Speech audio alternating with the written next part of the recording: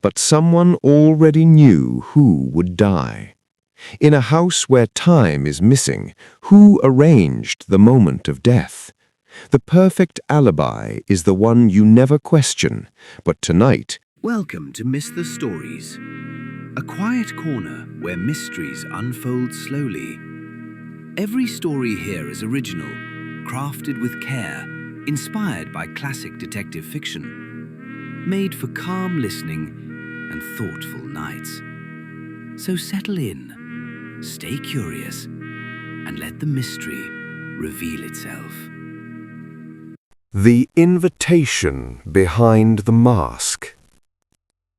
The invitation arrived without a sender. No crest, no seal of office, no signature. Only thick ivory paper slipped quietly beneath the door of my rooms at the Montague Hotel, as if it had always known where I would be staying. I noticed it at once, not because it demanded attention, but because it did not. Objects that assume they will be noticed usually deserve suspicion. The card bore a single line, printed with elegant restraint.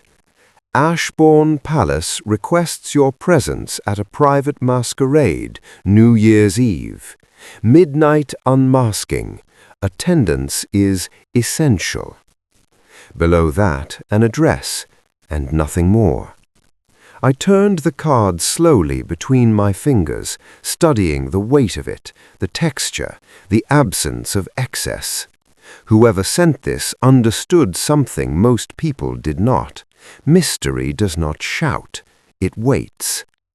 Outside my window, London wore its winter face, grey, impatient, restless. The year was ending, but the city showed no sign of reflection. People hurried as if time were something that might be outrun if one simply walked fast enough. Ashbourne Palace. The name was not unfamiliar. One heard it spoken in careful tones, usually followed by silence. Old wealth, political influence, quiet scandals resolved quietly.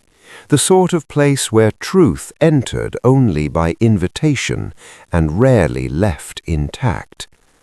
At precisely 6 that evening, a second envelope arrived, this one heavier. Inside lay a single object, a mask. It was Venetian in style, porcelain white, edged with silver filigree. No feathers, no jewels, perfectly plain. And inside the mask, etched faintly where only the wearer would see it, was a number. 7. I smiled. Numbers, when chosen deliberately, always lie about something. Snow began to fall shortly before my departure. Not the romantic kind, no gentle flakes drifting for effect, but the heavy, persistent sort that muffled sound and encouraged isolation. The motor car provided by the palace was unmarked and silent, its driver offering neither greeting nor explanation. We left the city behind and traveled north, past roads that grew narrower and darker, until even the lamps seemed reluctant to follow. Ashbourne Palace emerged from the snow like an old idea that had refused to die. It sat atop a rise, its stone facade severe and symmetrical, windows glowing warmly against the cold. There was nothing inviting about it. It did not welcome guests, it accepted them. Inside, servants moved with trained efficiency, their expressions unreadable behind years of practice. Each guest was directed wordlessly to a side chamber where masks were donned and coats removed. Names were neither requested nor offered. I observed my fellow arrivals discreetly. A woman in deep blue velvet, her posture rigid with self-command. A man whose hands betrayed nerves his smile tried to conceal. Another whose gait suggested injury or perhaps memory. Each wore a mask, Each carried a silence. Music drifted from the ballroom beyond, strings measured and formal, like a heartbeat controlled by discipline rather than emotion. When I entered the room at last, the sight was arresting. Dozens of figures moved beneath crystal chandeliers, their reflections fractured endlessly in mirrored walls.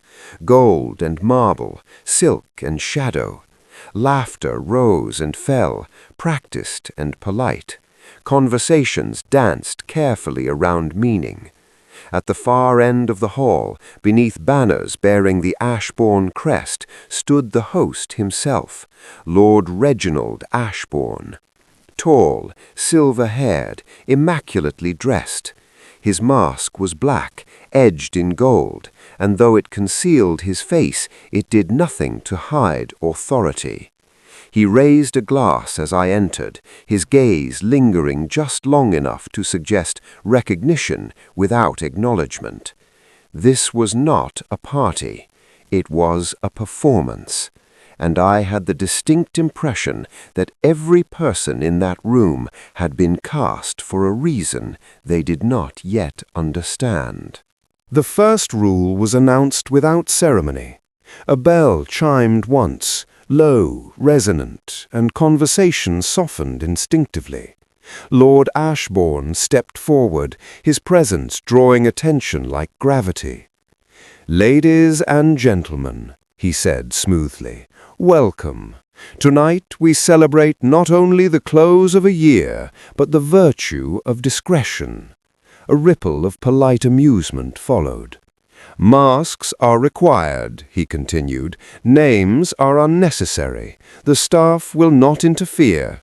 And at midnight, precisely midnight, we shall unmask together." The pause that followed was deliberate. "Until then," Ashbourne added, "observe freely, speak carefully, and enjoy the truth while it is still concealed." Music resumed, though subtly altered, slower now, more deliberate. I moved through the room with measured ease, listening more than speaking. Masks encourage honesty in strange ways. Freed from identity, people reveal habits they normally guard. I noticed how often certain guests drifted toward one another, how some avoided proximity altogether. Old alliances rarely dissolve completely, they simply change shape. Near the east windows, I encountered the woman in blue velvet. Her mask was narrow, emphasizing sharp cheekbones. "You walk like a man who counts steps," she observed coolly. "And you speak like a woman who counts consequences," I replied. She laughed softly. "Careful, someone might overhear." "That," I said, "would require them to be listening." She tilted her head, studying me. "Which number are you?" I did not answer immediately. "7, I said at last. Her eyes flickered. "Then you're nearer the end than the beginning, or the beginning disguised as the end," I suggested. She smiled, then excused herself with graceful precision. Across the room, a man stood alone, his mask painted in harsh angles. He watched the crowd rather than participating in it. When our eyes met, he looked away too quickly. Fear, I noted, is louder than guilt, but guilt stays longer. The second rule revealed itself without words. No clocks. I noticed it suddenly, the way one notices silence after a noise has stopped. The ballroom held no visible timepieces, no wall clocks, no watches worn openly. Even the musicians relied on cues rather than seconds. Time, it seemed, belonged solely to the host.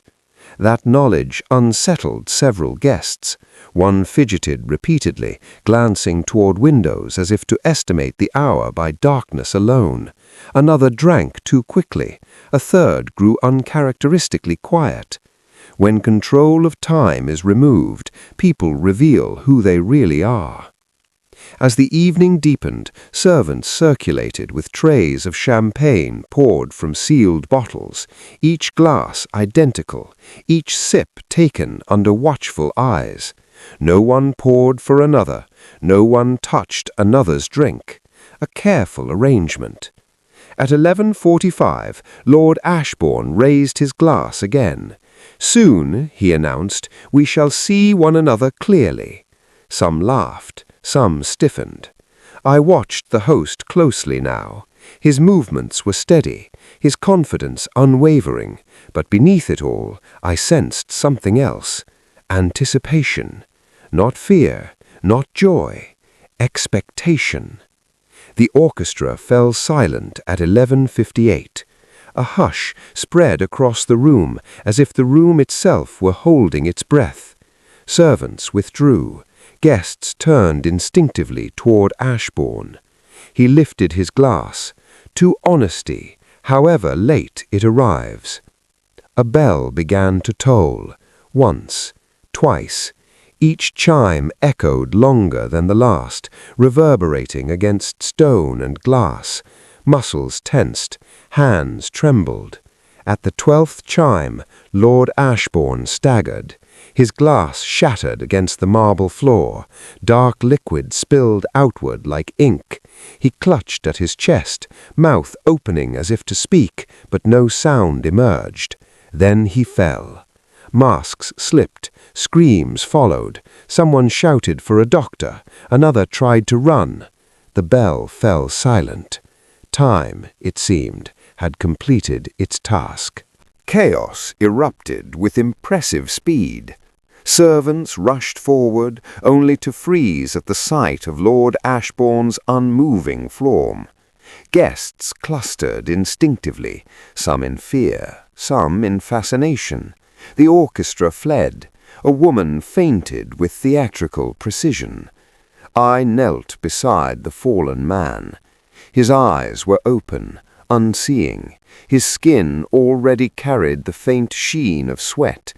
I touched his wrist. No pulse. The smell reached me a second later, subtle, sweet, unmistakable.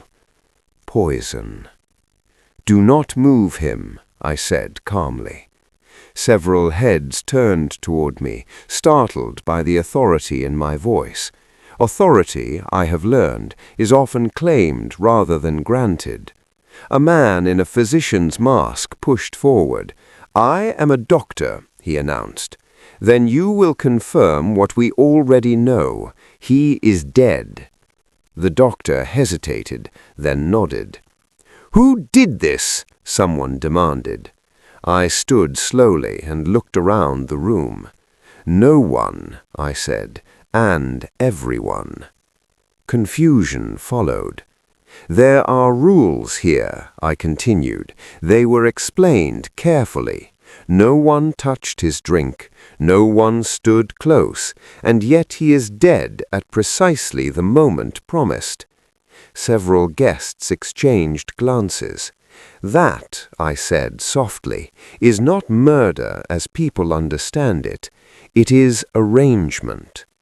Snow pressed against the windows now, heavier than before. Somewhere outside, wind howled like a witness denied testimony. The doors were closed, not locked, closed. A servant approached, trembling. "Sir, the roads, they're impassable." Of course they were. I turned back to the guests, many of whom now stood unmasked, faces pale and exposed. Until authorities arrive, no one leaves Ashbourne Palace. A murmur of protest rose. "You can't," someone began. "I can, and I will." I gestured toward the spilled champagne, the shattered glass, the bell above. Because whoever designed this moment did not intend to escape, they intended to be believed. Silence followed. Belief is a dangerous thing. It absolves without evidence. It condemns without reason. I looked at the faces around me. 12 guests, 12 stories, 12 reasons to lie, and one perfect moment in time that everyone would swear was true. I picked up the porcelain mask marked with the number 7 and turned it over in my hands. Midnight, I thought, is rarely what it claims to be, and this masquerade had only just begun. What the witnesses remember. When a death occurs in public, people assume truth will be abundant. In reality, it fractures. Within minutes of Lord Ashbourne's collapse, the ballroom transformed into a museum of reactions, fear preserved mid-expression, guilt disguised as outrage, innocence overperformed. Everyone remembered the moment. No one remembered it the same way. I stood near the shattered glass while servants quietly draped a cloth over the body. The bell above us hung still now, its earlier authority replaced by accusation. Everyone saw it, a man insisted. He drank, he spoke, he fell. Yes, I agreed, but what did you see? That question unsettles people. They mistake memory for observation. I began with the nearest cluster.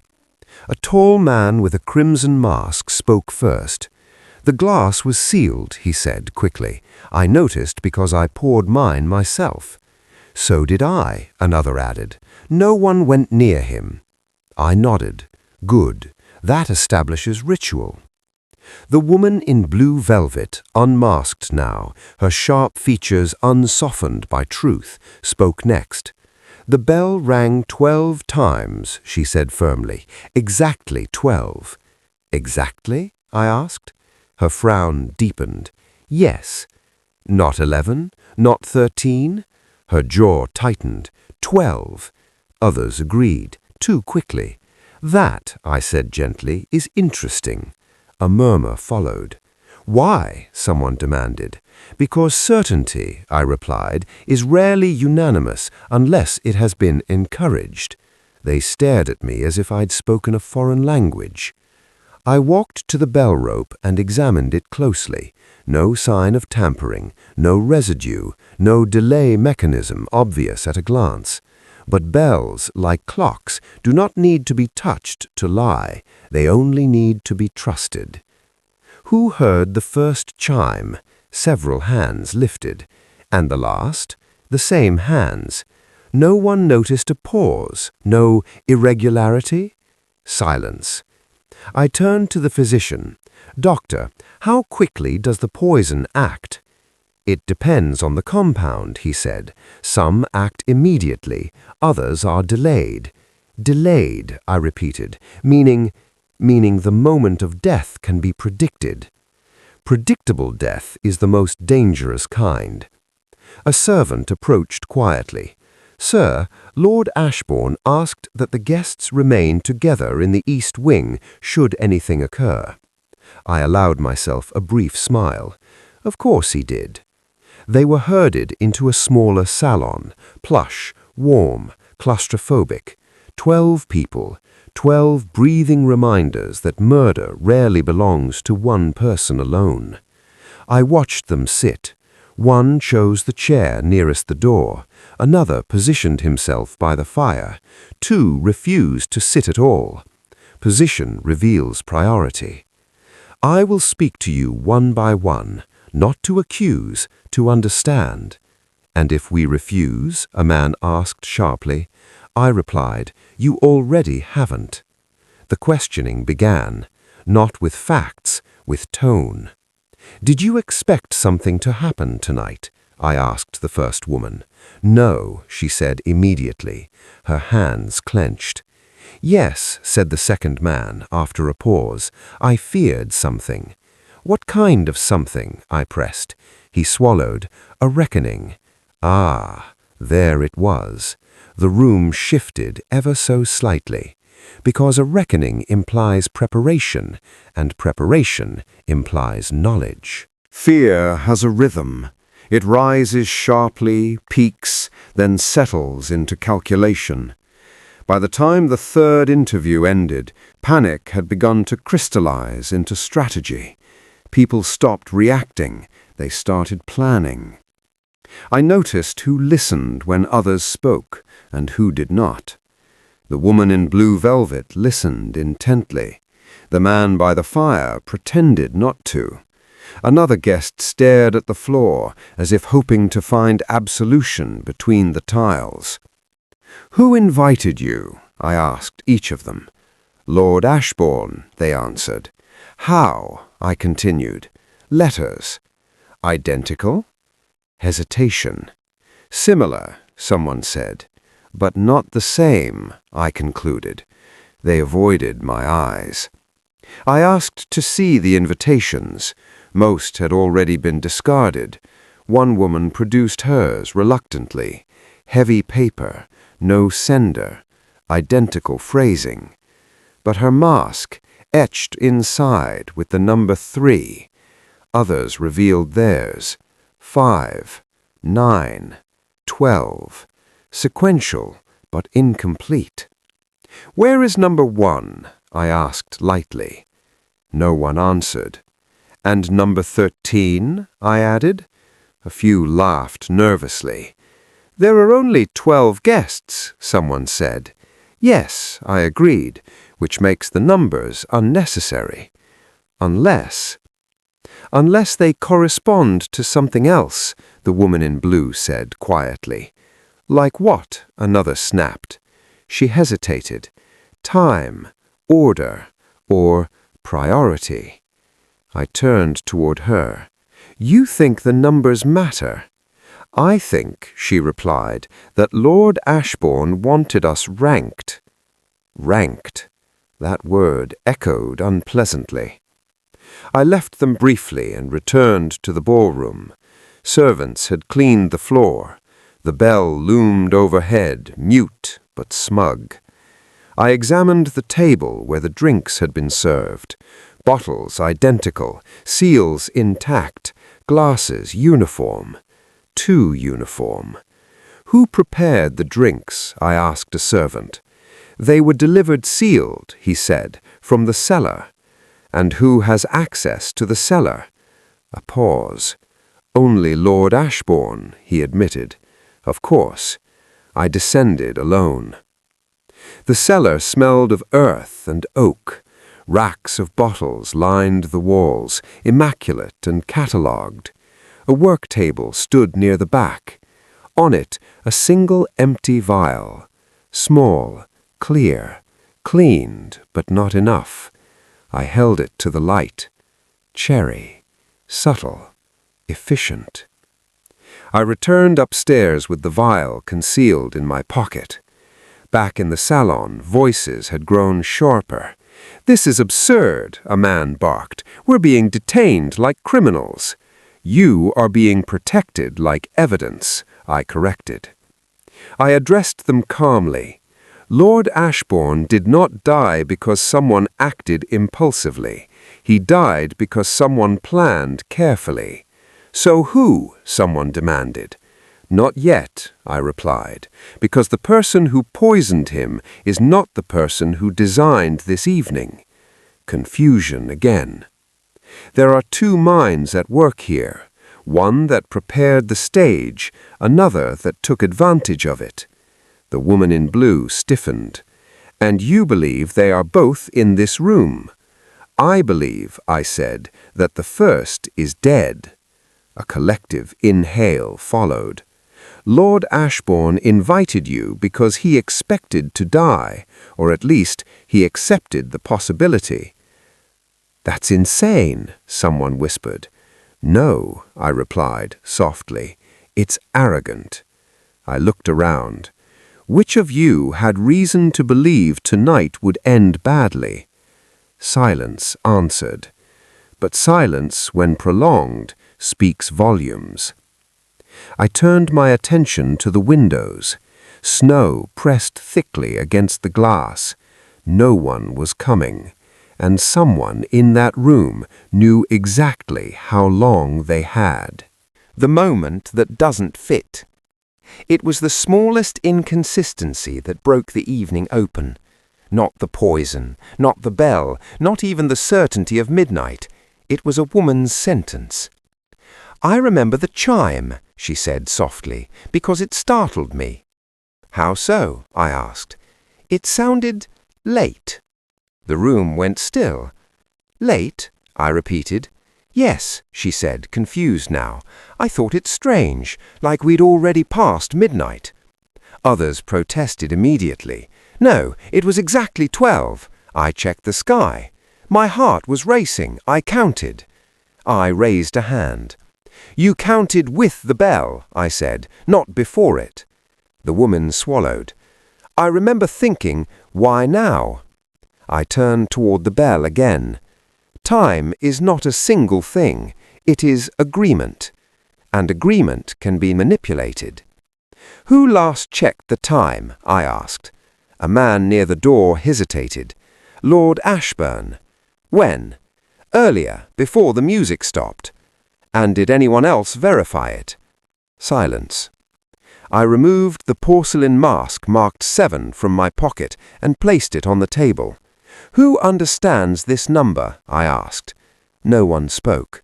I turned it over, revealing the faint scratch inside, nearly invisible unless one looked closely.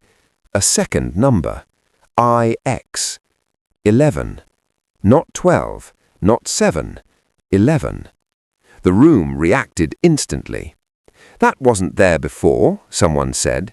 "Yes," I replied, "it was." Understanding began to creep across faces like frost. "The numbers," I continued, "were not ranks, they were references." "To what?" the woman in blue whispered. "To time," I said, "but not the bell's time." I faced them fully now. "Lord Ashbourne did not die at midnight," I said calmly. "He died several minutes earlier." Shouts erupted. "That's impossible. We all heard it. You're twisting." "No," I said. "You were guided." I explained. "The poison was delayed. The bell was controlled. The unmasking created focus, and your certainty filled the gaps." I paused. "Which means the killer did not need to be near him at 12. They needed to act before 11:55. Faces drained of color. "And one of you," I finished, "did exactly that." The silence that followed was no longer confusion. It was fear sharpened into clarity. Because the masquerade had worked, just not as intended.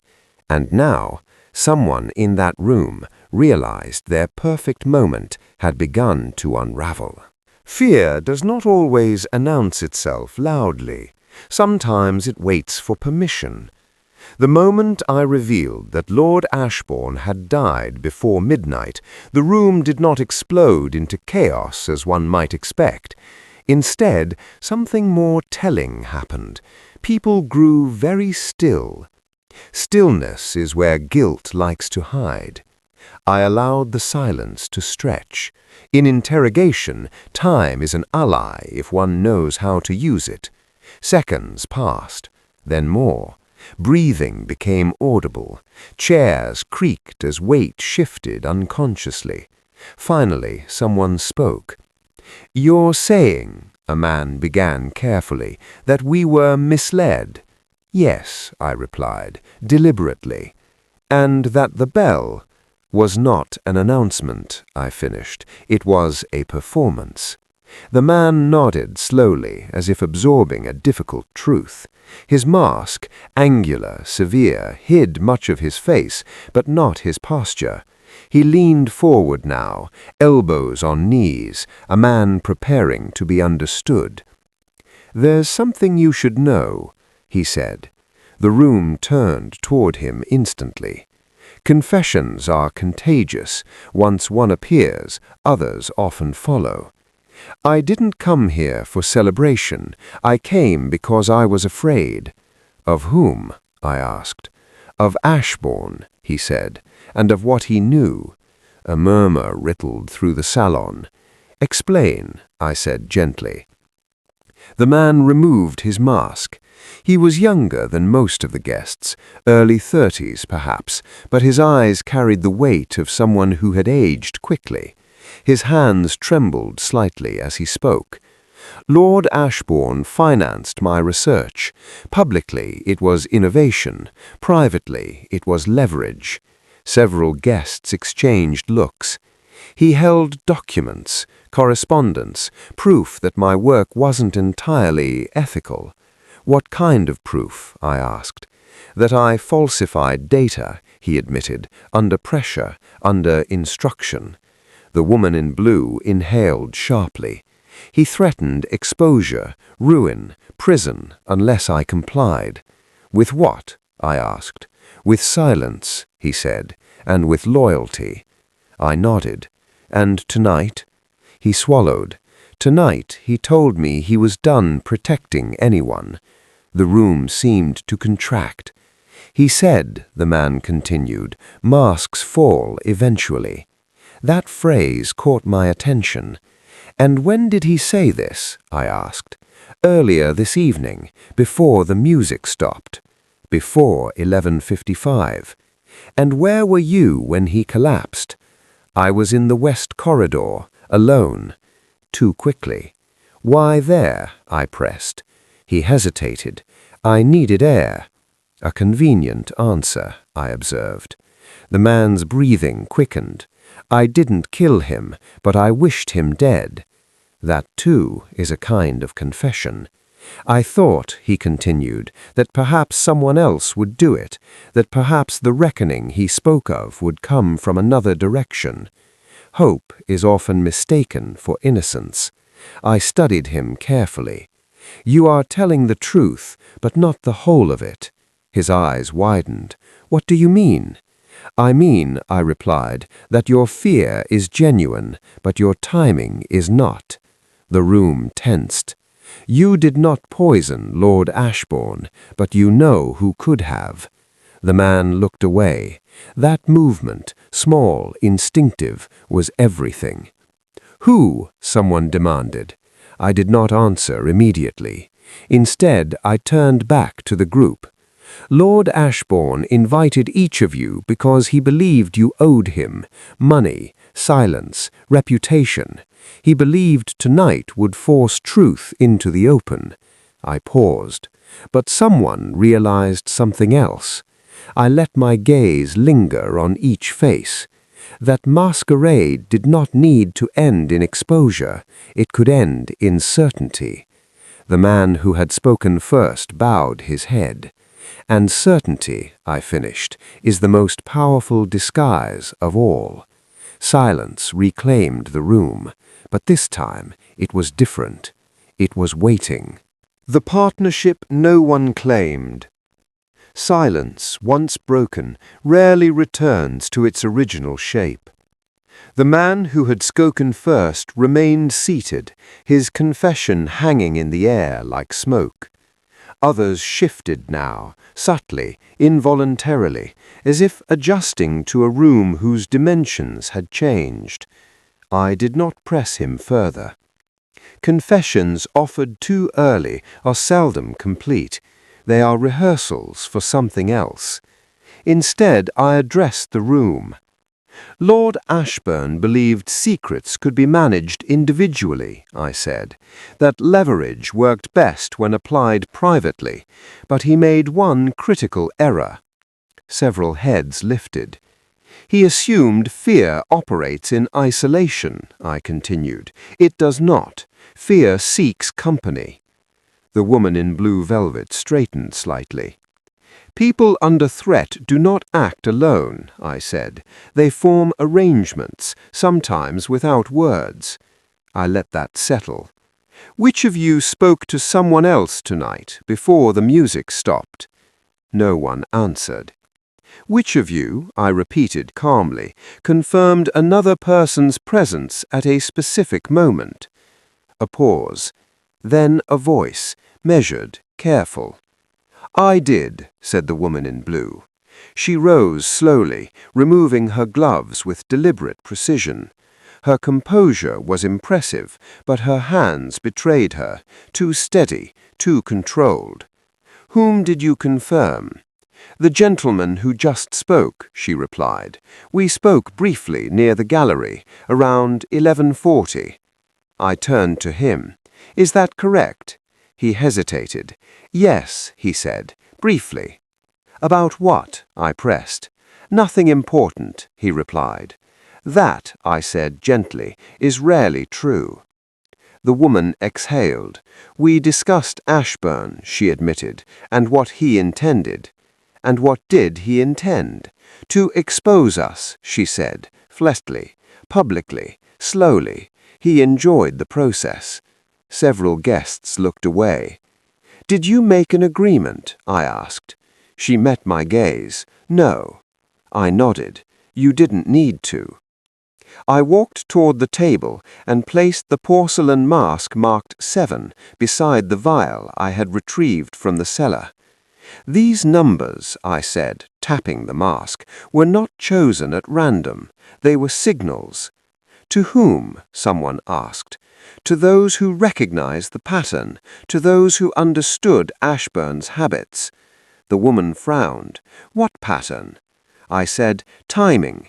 He liked order, sequence. He believed people could be managed if they were addressed in the correct order."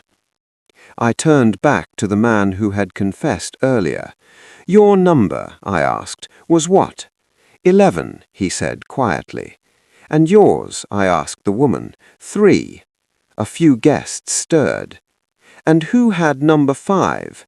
A man near the fire stiffened. "And 9? Another flinched. I smiled faintly. "Lord Ashbourne ranked you," I said, "by usefulness, by danger, by how soon he intended to deal with you." Murmurs filled the room.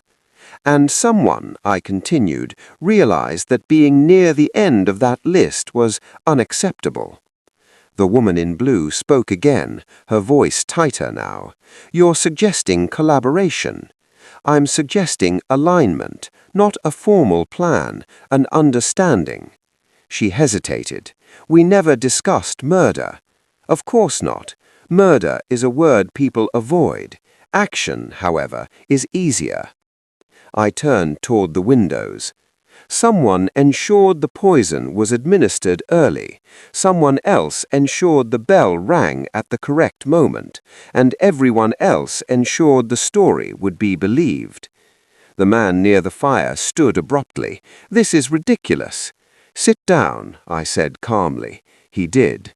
"Because the most dangerous partnership is not between criminals." I looked directly at the woman in blue and the man beside her. "It is between people who believe they are only protecting themselves." The room had grown very quiet again. Not with fear this time, with recognition. The partnership no one claimed.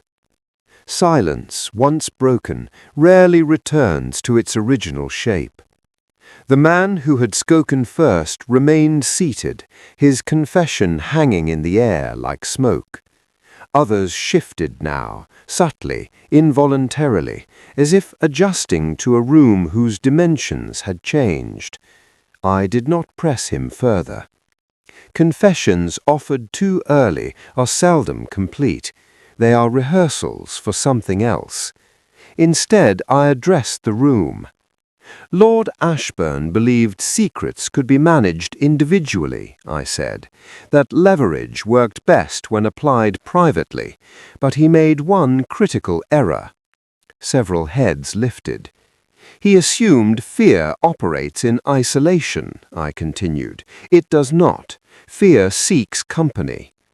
The woman in blue velvet straightened slightly. "People under threat do not act alone," I said.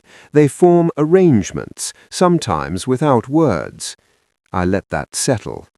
"Which of you spoke to someone else tonight, before the music stopped?" No one answered. "Which of you," I repeated calmly, "confirmed another person's presence at a specific moment?" A pause. Then a voice, measured, careful.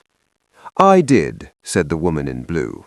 She rose slowly, removing her gloves with deliberate precision. Her composure was impressive, but her hands betrayed her, too steady, too controlled. "Whom did you confirm?" "The gentleman who just spoke," she replied. "We spoke briefly near the gallery, around 11:40. I turned to him. "Is that correct?" He hesitated.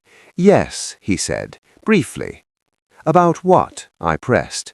"Nothing important," he replied. "That," I said gently, "is rarely true." The woman exhaled. "We discussed Ashbourne," she admitted, "and what he intended." "And what did he intend?" "To expose us," she said, flatly, publicly, slowly. He enjoyed the process. Several guests looked away. "Did you make an agreement?" I asked. She met my gaze. "No." I nodded. "You didn't need to." I walked toward the table and placed the porcelain mask marked 7 beside the vial I had retrieved from the cellar. "These numbers," I said, tapping the mask, "were not chosen at random. They were signals." "To whom?" someone asked. "To those who recognized the pattern, to those who understood Ashbourne's habits." The woman frowned. "What pattern?" I said, "Timing. He liked order, sequence. He believed people could be managed if they were addressed in the correct order." I turned back to the man who had confessed earlier. "Your number," I asked, "was what?" 11, he said quietly. "And yours?" I asked the woman. 3. A few guests stirred. "And who had number 5? A man near the fire stiffened. "And 9? Another flinched. I smiled faintly. "Lord Ashbourne ranked you," I said, "by usefulness, by danger, by how soon he intended to deal with you." Murmurs filled the room. "And someone," I continued, "realized that being near the end of that list was unacceptable." The woman in blue spoke again, her voice tighter now. "You're suggesting collaboration. I'm suggesting alignment, not a formal plan, an understanding." She hesitated. "We never discussed murder." "Of course not. Murder is a word people avoid. Action, however, is easier." I turned toward the windows. "Someone ensured the poison was administered early. Someone else ensured the bell rang at the correct moment, and everyone else ensured the story would be believed." The man near the fire stood abruptly. "This is ridiculous." "Sit down," I said calmly. He did. "Because the most dangerous partnership is not between criminals." I looked directly at the woman in blue and the man beside her. "It is between people who believe they are only protecting themselves." The room had grown very quiet again. Not with fear this time, with recognition. The lie that tries too hard. The lie arrived politely. It did not rush, it did not stumble.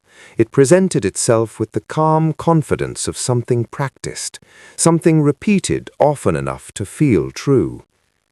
"I believe," said the man near the fire, rising once more, "that we are circling assumptions instead of facts."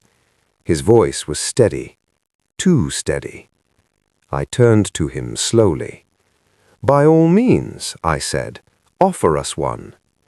He straightened his coat, adjusting it with deliberate care.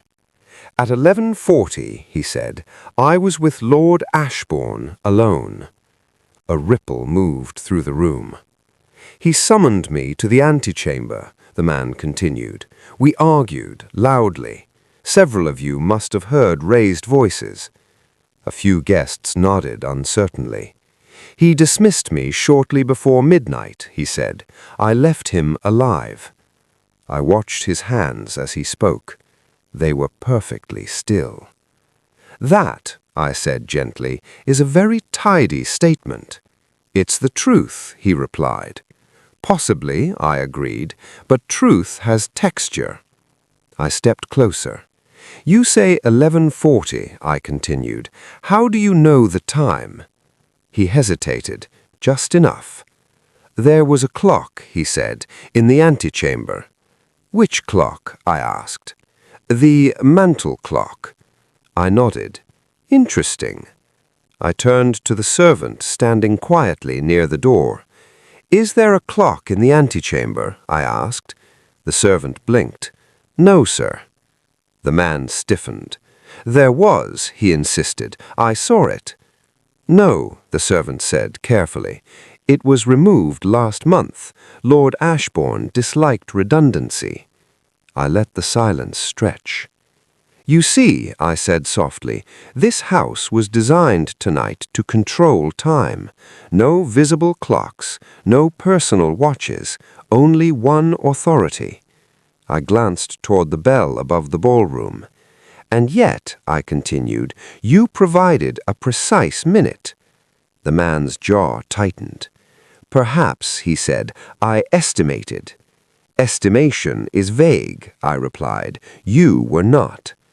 A bead of sweat formed near his temple. "You also claim you argued loudly," I continued. "Who heard you?" No one spoke. "I did not," said the woman in blue, "and I passed that corridor twice." Another guest shook his head. The man's voice sharpened. "Then perhaps you weren't listening." "No," I said, "we were." I stepped back and addressed the room. "This," I said, "is the danger of a perfect alibi. It relies on confidence, on detail, on certainty." I turned back to him. "And certainty," I said quietly, "is what this evening was built to exploit." The man's mask slipped slightly as he reached up unconsciously to adjust it. "You did not kill Lord Ashbourne, not directly." Relief flashed across his face, brief, unmistakable. "But you did ensure," I added, "that the person who did would not be questioned." His relief vanished. "You placed yourself near the victim at the right time. You supplied a loud distraction, and you trusted the bell to do the rest." "That's absurd," he snapped. "Is it, or is it efficient?" I turned toward the woman in blue. "You confirmed his presence without verifying the time." She looked away. "And you," I said to another guest, "remembered hearing voices because you were told to listen for them." I faced the room once more. "This masquerade worked because everyone participated, some actively, some passively, some unknowingly." I picked up the porcelain mask marked 7 again. "But only one of you," I continued, "understood the design well enough to lie within it." The man near the fire took a step backward. "Sit," I said calmly. He did not. Instead, he spoke, too quickly now. "You're wrong," he said. "You have no proof." I met his eyes. "No," I agreed, "not yet." I gestured toward the corridor leading away from the salon. "But proof," I continued, "does not stay hidden for long when it believes it has already succeeded." A sound echoed faintly from somewhere beyond the walls. Not a scream, not a shout. A door closing. The room froze. I turned toward the sound, already moving. "Ladies and gentlemen," I said over my shoulder, "the masquerade has entered its second act." And this time, someone was running out of time. The room that should not exist. The sound of the door closing echoed longer than it should have. That was the first thing that told me it mattered. Houses like Ashbourne Palace were designed to absorb noise, to soften footsteps, to hide movement behind velvet and stone. When a sound cut cleanly through such a place, it meant architecture had been interrupted. I followed the echo into the West Wing without hesitation. Behind me, footsteps faltered. Some guests moved instinctively to follow. Others stayed frozen, unwilling to discover what certainty demanded. Fear divides people cleanly into witnesses and spectators. The corridor was dimmer here, the lamps spaced farther apart. Portraits lined the walls, their subjects frozen in expressions of inherited confidence. generations of faces that had learned how to survive consequence. At the end of the passage stood a door I had not noticed before. That, in itself, was troubling. The palace had been designed for symmetry. Corridors announced their purpose. Rooms declared themselves through proportion and placement. This door did neither. It sat slightly recessed, its wood darker than the others, its handle worn smooth by frequent use. Someone had been here often. I pressed my ear lightly against the panel. Nothing. No movement, no breath. But absence, too, can be deliberate. I tried the handle. Locked. Naturally. I examined the frame. No damage, no recent force. The lock was old, mechanical, well maintained. A lock chosen not to keep people out, but to make entry predictable. Keys, I murmured. Every invitation came with a number, and every number implied access. I returned briefly to the salon and addressed the room. "Who has number 6?" I asked. A man near the window stiffened. "I do." "May I see your mask?" Reluctantly, he handed it over. Inside the porcelain, etched faintly, was the number VI, and beneath it something else. A symbol. Not a letter, not a number. A small crown. My breath slowed. "Did you notice this?" I asked. He shook his head. "No." "Did Lord Ashbourne ever mention this room to you?" I continued. "No." I nodded and returned to the corridor. I pressed the mask gently against the doorframe. There was a faint click. The door opened without resistance. Behind it lay a narrow chamber, not a room, but a passage, concealed behind paneling so precise it might as well have been invisible. The air inside was colder, undisturbed. Someone had entered recently. A light switch sat just inside. I flipped it. The space illuminated slowly, revealing shelves, filing cabinets, and a desk bolted to the floor. This was not a hiding place. It was an archive. Folders lined the shelves, each labeled in Ashbourne's careful hand. Names, dates, locations, leverage made physical.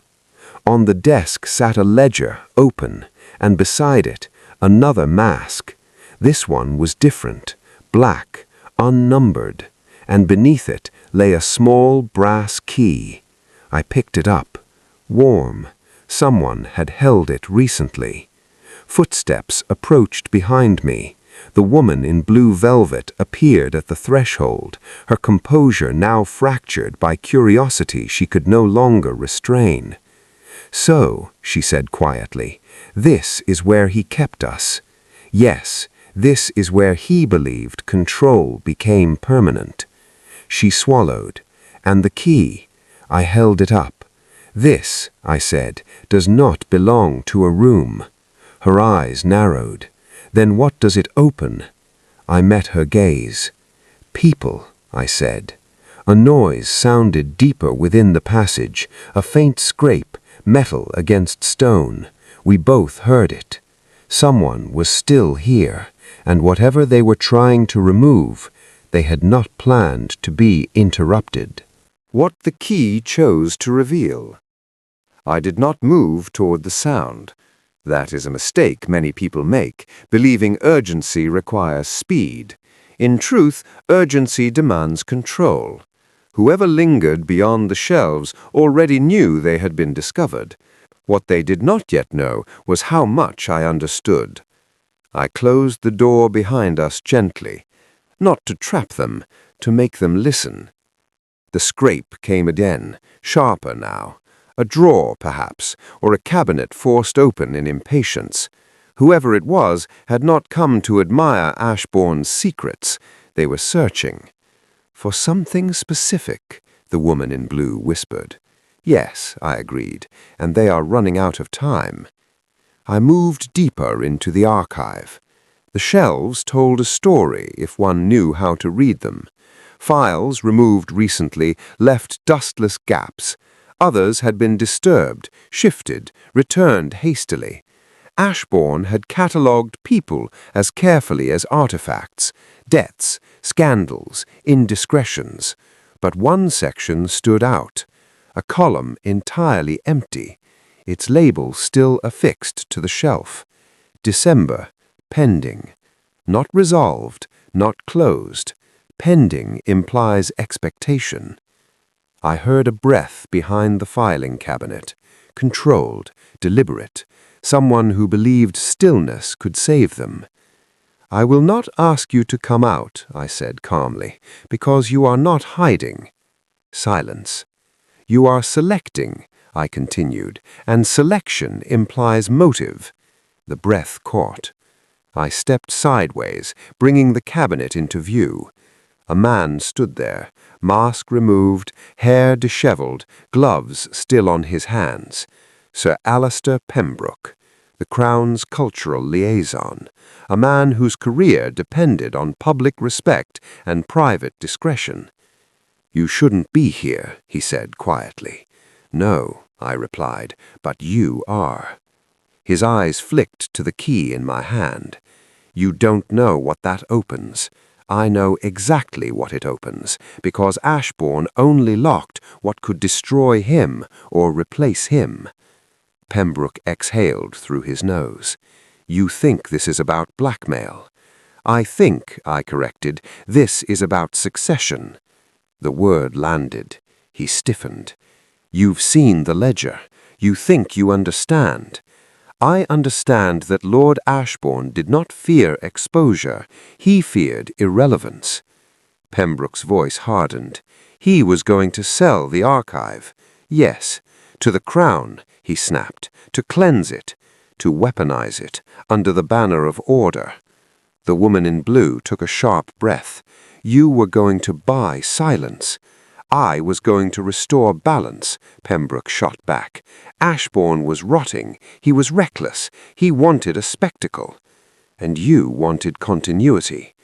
Pembroke laughed once, bitter. "You make it sound noble."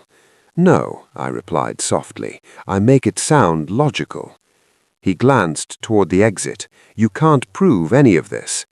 I turned the key between my fingers. "This key," I said, "opens the masquerade vault." His eyes betrayed him instantly. Behind the ballroom, beneath the musicians' platform, a reinforced chamber, accessible only during events. A place Ashbourne believed was invisible because it hid behind celebration. "Inside," I said, "is not gold, not jewels." Pembroke swallowed. "It contains masks," I said, "and names, real ones." He took a step forward, instinctively. "Do not," I warned. He stopped. "Someone else has already accessed the vault tonight." That broke him. "Who?" he demanded. I watched him carefully. "Not you," I said, "which means someone knew where the key would be." I gestured to the empty December shelf. "And someone was supposed to die before those files were filled."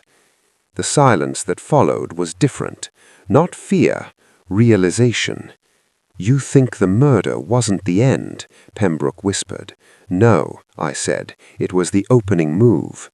A sudden sound echoed above us, music shifting, tempo changing. Midnight approached, and beneath our feet something important was already being opened. The vault beneath applause. The music above us swelled, not louder, brighter, the kind of melody designed to make people stop listening. "That timing," I said quietly, "was never accidental." Pembroke's shoulders sagged, not in defeat, but in understanding. He knew now what Ashbourne had engineered, and worse, what had slipped beyond anyone's control. "The vault opens only during performances," he said. "The vibrations disengage the secondary latch." "Exactly," I replied. "A security system that mistakes celebration for safety." I moved past him without hurry.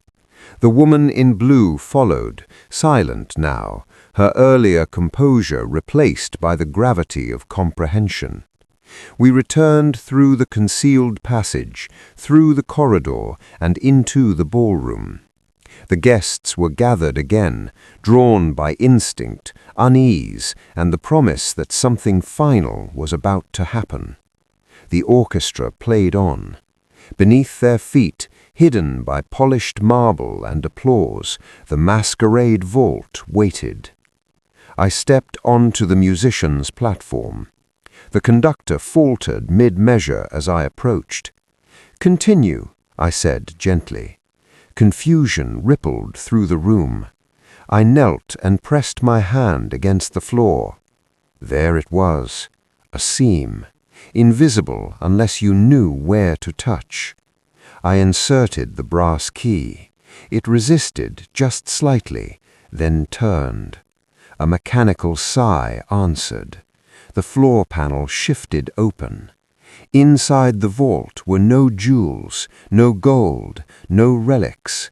There were masks, dozens of them, identical in shape, different in marking. Each bore a number. Each number matched a guest, and behind each mask, documents, affidavits, correspondence, signed confessions, proof of crimes never prosecuted. Ashbourne had not merely collected secrets, he had curated futures. A sound escaped someone in the crowd, a small, involuntary gasp. "This," I said calmly, "is why Lord Ashbourne believed himself untouchable." I removed one file at random. Sir Alistair Pembroke's name stared back at us. Forgery, influence trading, suppressed reports. Pembroke closed his eyes. "And this," I continued, selecting another, "is why he invited you all tonight." I held up the file. The woman in blue stiffened. Her name, her scandal, a marriage annulled quietly, a career preserved publicly. Her knees nearly buckled. He planned to announce his death not as a tragedy, but as a release. Murmurs rippled through the guests. He believed that once he was gone, you would scramble to secure these files, to destroy them, to betray one another. My voice lowered, and someone did. The music stopped. Silence crashed down. The murder was not committed to steal from the vault. I looked directly at the man near the fire, the one with the perfect alibi. It was committed to delay access, to ensure the vault opened under chaos. He stared at me. And in that delay, I added, someone entered first. A woman stepped forward, slowly, deliberately. Her mask came off. Lady Rosalind Fairley, the quietest guest, the one no one remembered seeing twice. "I did," she said calmly. Gasps filled the room. "You were never meant to," Pembroke whispered. "No," she replied, "but I was meant to die." Her gaze found mine. "Ashbourne destroyed my family, and then invited me here to watch him die as spectacle." I nodded once. "You did not kill him." "No," she agreed. "I let him die." The distinction mattered. "But you opened the vault," I continued, "and removed only one file." She smiled faintly. "My own." The room exhaled as one. "But," I added, "someone else killed him." Her smile faded. "And that," I said, closing the vault slowly, "is the lie still running." The bell above us began to toll. Not midnight, something worse. The end of pretense, and the beginning of confession. The lie that survived the vault. The vault closed with a finality that echoed louder than the orchestra ever had. People shifted. not closer, not farther, just enough to distance themselves from certainty. That is always the moment when guilt becomes visible, not through confession, but through calculation. Lady Rosalind Fairley remained where she stood, hands folded, expression emptied of drama. She had done what she came to do. That alone placed her outside the circle of murder. "But someone killed him," Sir Pembroke said hoarsely. "You said so yourself." "Yes," I replied, "because mercy and murder do not share hands." I turned slowly, letting the room follow the movement. Lord Ashbourne did not die when the vault opened. He died earlier, quietly, precisely. The man by the fire, the one who had never spoken unless spoken to, shifted his weight. I noticed. Always. "The poison," I said, "was administered before the performance, long before the vault key turned." Murmurs rippled. "But his collapse happened during the music," someone protested. "Because the poison was not meant to kill quickly. It was meant to wait." I lifted a finger. A delayed toxin, activated by exertion, by vibration, by excitement. Eyes moved instinctively toward the orchestra pit. "Applause," I said softly, "was the trigger." Sir Pembroke swallowed.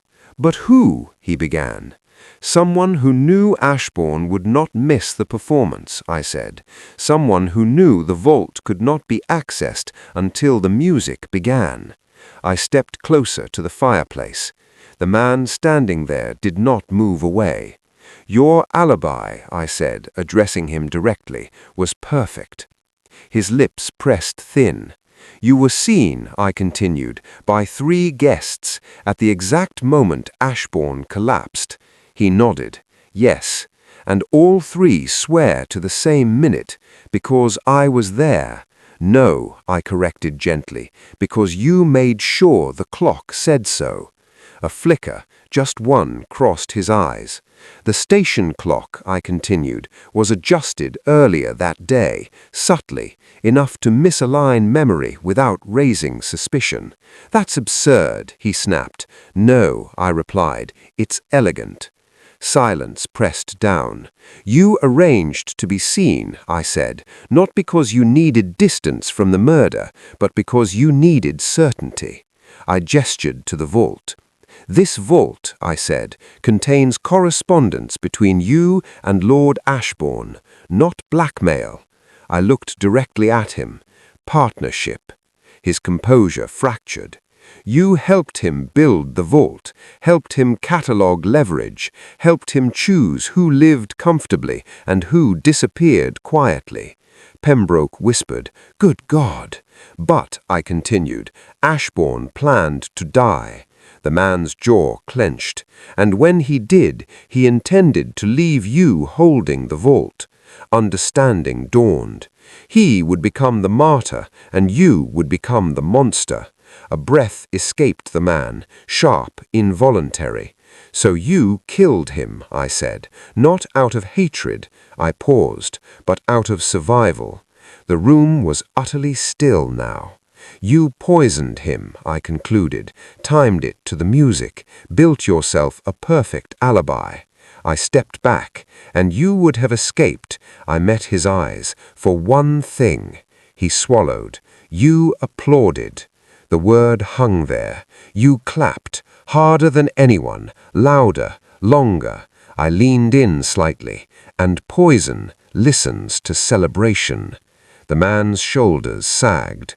The mask slid from his hand and shattered on the floor.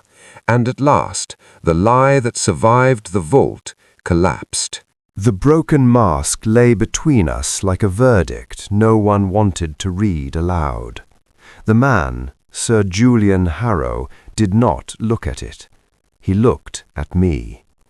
"I suppose," he said quietly, "you expect a confession." "No," I replied, "I expect accuracy." A few guests flinched. Confession is emotional. Accuracy is surgical. Sir Julian straightened his cuffs with deliberate calm, as if preparing for a meeting rather than an arrest. "You believe you understand what Ashbourne was," he said. "You do not." "That," I answered, "is rarely a successful defense." A thin smile crossed his face. "He was decay with a title," Sir Julian continued. "A man who believed morality was a subscription service, available only to those who could afford it." Murmurs spread, but no one contradicted him. "He didn't blackmail us," Sir Julian said. "He curated us, shaped outcomes, ruined lives quietly so the palace walls stayed clean." I inclined my head slightly, all of which may be true. "And still," Sir Julian said, voice tightening, "you call me a murderer." "Yes," I replied, "because truth does not absolve method." Silence pressed inward. "He told me he planned to die, not tonight at first, but soon.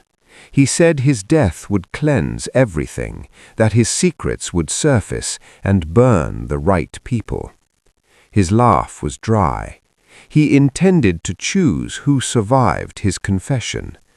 Lady Rosalind stiffened. "He wanted me to inherit the vault, to become the villain so he could become legend." I said nothing.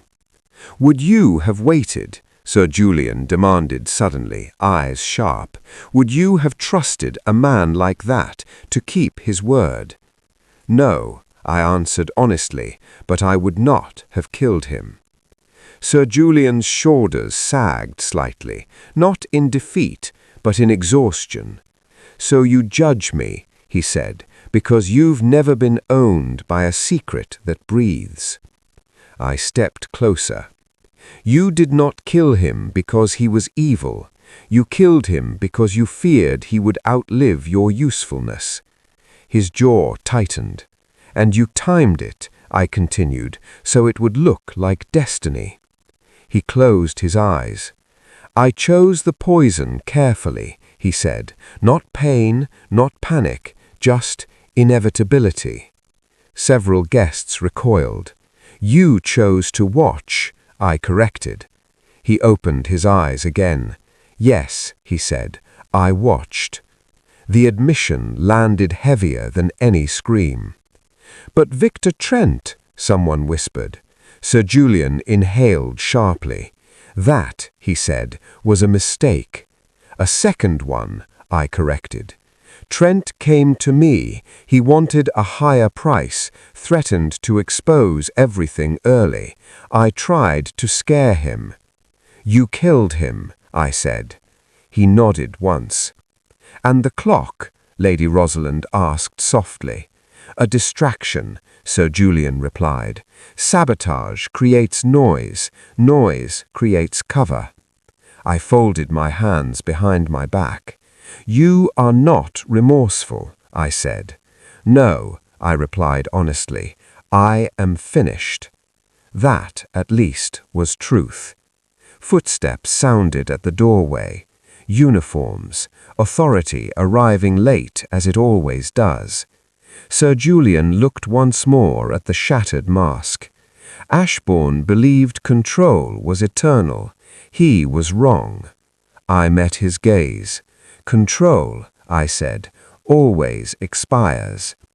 The officers stepped forward. Sir Julian did not resist. As they led him away, the room did not erupt. No cheers, no relief, only quiet reckoning. Because everyone present understood the same thing now. Ashbourne was dead, but the damage he designed would live longer. The cost that remains after truth. The door closed behind Sir Julian Harrow with a sound that did not echo. It didn't need to. Silence had already settled into the room like dust. No one spoke.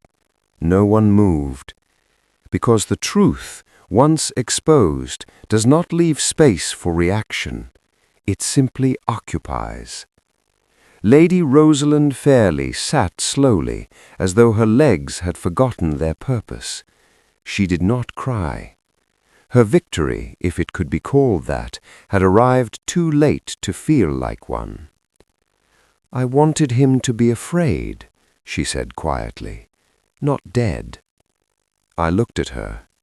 "Fear was the only thing he never truly felt," I replied. Across the room, the woman in blue velvet removed her gloves with shaking fingers. "My file. What happens to it now?" I glanced at the open vault. "That," I said, "depends on whether you believe exposure is punishment or release." No one answered, because that question is never rhetorical.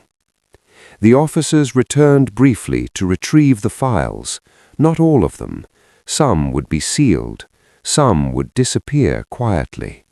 Justice rarely arrives intact. It arrives negotiated. As the guests were dismissed one by one, they left differently than they had arrived. Masks in hand, eyes lowered, conversations unfinished. The masquerade had ended, but its consequences would not. I remained behind, watching the clock above the hearth resume its steady rhythm. Tick, tick, tick. A sound no one trusted any more. Lady Rosalind approached me before leaving. "You let him explain himself," she said. "Why?" "Because," I answered, "truth spoken under control is still truth." She nodded once. "And Ashbourne?" I looked toward the sealed vault. "He believed death would absolve him," I said. "Instead, it ensured memory." She exhaled slowly. "That may be worse." "Yes," I agreed, "which is why he feared it." When the room finally emptied, I stood alone with the evidence of a life engineered too carefully to survive honesty. The palace felt smaller now, less magnificent, more human. As I turned to leave, my reflection caught briefly in a mirror near the door. Maskless, unadorned, temporary. I paused, because one question remained unanswered. Not who killed Lord Ashbourne, not how, but why he had been so certain it would happen. The answer, I realized, was simple. When a man surrounds himself with secrets long enough, he eventually forgets which of them belong to him. Outside, dawn pressed faintly against the windows, morning without celebration, without innocence. The masquerade was over, but its history would remember it not as a murder, but as a reckoning. The morning after masks. Morning arrived without ceremony. No bells, no announcements, no servants bustling with rehearsed urgency. Ashbourne Palace met daylight the way a guilty man meets judgment, quietly, hoping no one would look too closely. I stood by the tall window overlooking the frost-touched gardens. The hedges were immaculate, trimmed into obedience. Even nature here had learned restraint. Behind me, the library door closed softly. Lady Rosalind Fairley entered, her coat folded over one arm. She looked older than she had the night before, not by years, but by weight. Knowledge has mass. "You stayed," she said. "Yes." "You could have left with the others." "I rarely do." She nodded, accepting that answer without questioning it. She crossed the room and stood opposite me, separated by a long table scarred by generations of ink and decision. "They're already deciding what will be forgotten," she said. "Yes." "And what will be remembered?" I turned from the window. "That depends on who controls the telling," I replied. She exhaled slowly. Ashbourne would have hated that. He did, I said. That is why he tried to choreograph his ending. Silence settled between us. The files, she said finally. Some were taken, others were not.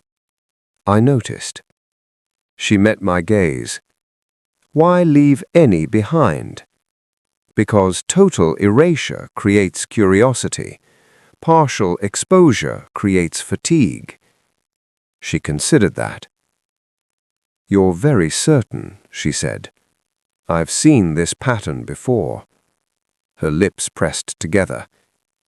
Then tell me, what becomes of people like us? Those who survive a masquerade, I asked. She nodded. They spend the rest of their lives pretending they weren't changed by it. Some succeed, most don't. She absorbed that without flinching. I don't want to forget, she said quietly. No, I agreed. You want it to matter. Footsteps approached in the corridor, measured, professional. The inspector entered, removing his hat respectfully. Sir, we'll be departing shortly. There are matters to follow up on. Of course. He hesitated. Sir Gillian Harrow has given a full statement. That was expected. The inspector shifted. He insists Ashbourne intended this, that the invitation list was deliberate. Yes. And that you were invited because Ashbourne believed you would ensure the truth came out. I nodded once. Do you believe that? The inspector asked. I paused. A man like Ashbourne, I said slowly, never seeks truth. He seeks legacy. The inspector frowned. And did he succeed?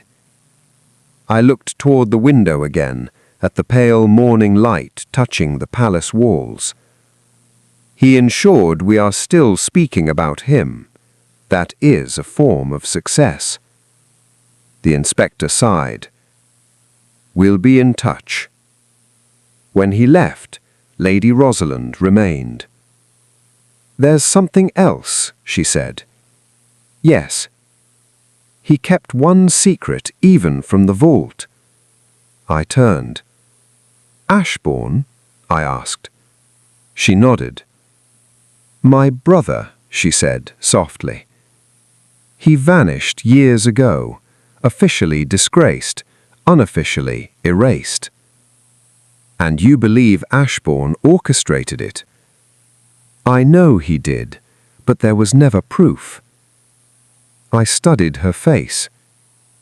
Then you already know, I said gently, what happens next. She swallowed. I open doors, she said. And find consequences, I replied. She straightened. Good. As she left, I remained where I was.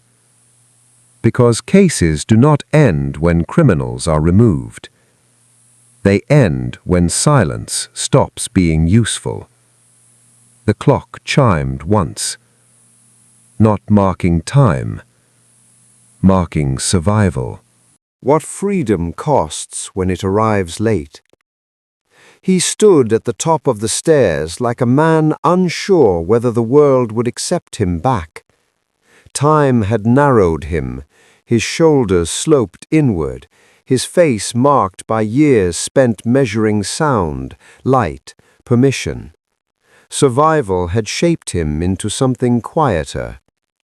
Lady Rosalind moved first. She did not run. She did not cry out his name. She climbed the stairs one careful step at a time, as though approaching a memory that might shatter if touched too quickly. When she reached him, he did not embrace her. He simply rested his forehead against hers and breathed. I thought you were dead, she whispered. I was, he replied softly, just not the way people die. I remained below, giving them space. Reunions born of imprisonment are fragile things. They require privacy to reassemble themselves. After a moment, he looked past her, toward me. "You must be the detective," he said. "I am," I replied. "Ashbourne said you'd come eventually." "Did he?" "Yes. He said you'd know what to do when you found me." I ascended the stairs. "He believed I would decide for him," I said. "He was wrong." The man, her brother, smiled faintly. "He was wrong about many things," he said. Outside, the chapel bell, long unused, shifted slightly in the breeze, a sound without intent, without authority. Freedom, when delayed, does not arrive cleanly. It arrives heavy. "What happens now?" Lady Rosalind asked. "That," I replied, "depends on what you want." She looked at her brother. He looked back at her. "I don't want justice," he said quietly. "I don't want revenge." She stiffened. "After everything." "I want anonymity," he continued, "a life where I am not a secret or a weapon." I nodded. "That is possible," I said, "but it will cost you something." "What?" Lady Rosalind asked. "The truth," I replied. "Once spoken, it cannot be controlled. Ashbourne understood that too late." Silence settled. "If we expose him," she said slowly, "my family falls with him." "Yes." "And if we don't," she said, "he wins again." "No," I said, "he loses either way." She looked at me sharply. "He believed power came from controlling outcomes, but real consequence comes from surrendering control." Her brother placed a hand over hers. "Let me disappear properly, this time by choice." She closed her eyes. When she opened them again, resolve had replaced grief. "Very well," she said, "we will tell part of the truth." "A dangerous compromise," I warned. "Yes," she agreed, "but an honest one." We left the chapel together. By afternoon, the grounds were empty. The palace stood silent, stripped of performance, stripped of illusion. Before departing, Lady Rosalind paused at the gate. "You were right," she said. "Ashbourne didn't fear death." "No," I replied. "He feared being irrelevant." She nodded. "And now?" I asked. "Now," I said, "he is remembered only for what he tried to hide." She extended her hand. I shook it once, firmly, finally. As I walked away, the palace receded behind me, grand, hollow, exposed. The masquerade was finished, not because the masks were removed, but because no one believed in them anymore. The secret that wouldn't stay buried. Lady Rosalind did not leave the palace immediately. Few people ever do after learning the truth has weight. She returned to the library an hour later, carrying a small wooden box, plain, unmarked, the sort of object designed to be overlooked. "I found this," she said, setting it gently on the table. "Where?" "In the east wing," she replied, "behind a false panel in my brother's old rooms." I studied the box without touching it. "Ashbourne liked symmetry," I said, "but he loved exceptions." She opened it. Inside lay a folded map, yellowed with age, and a sealed envelope addressed in Ashbourne's handwriting. Not to her, to me. "You were expected," she said quietly. "Yes," I replied, "that was always the danger." I broke the seal. The letter was brief. "Truth is never where people search for it. Look where control ends." No signature, no apology, just instruction. "The map," I said. She unfolded it. The estate grounds spread across the table, gardens, stables, guest paths, and beyond the hedgerows, a structure not listed in any official record, a disused chapel. That building was sealed years ago, Lady Rosalind said, after the fire. I nodded, and fire destroys records more effectively than lies. We moved quietly through the palace and into the grounds. Morning mist clung low, disguising movement. Ashbourne had built privacy into the landscape, paths that curved away from visibility, hedges tall enough to swallow intention. The chapel sat at the far edge of the property, stone blackened, abandoned, or so it appeared. The door was locked, but not sealed. Inside, the air smelled of dust and old smoke. We moved carefully. Behind the altar, a narrow staircase descended. I felt Lady Rosalind hesitate. "If he's alive," she whispered. "Then he has survived a long time on borrowed silence," I replied. At the base of the stairs lay a room unlike the vault. This space was crude, functional, a place designed not for secrets, but for disappearance. A cot, a desk, a lamp.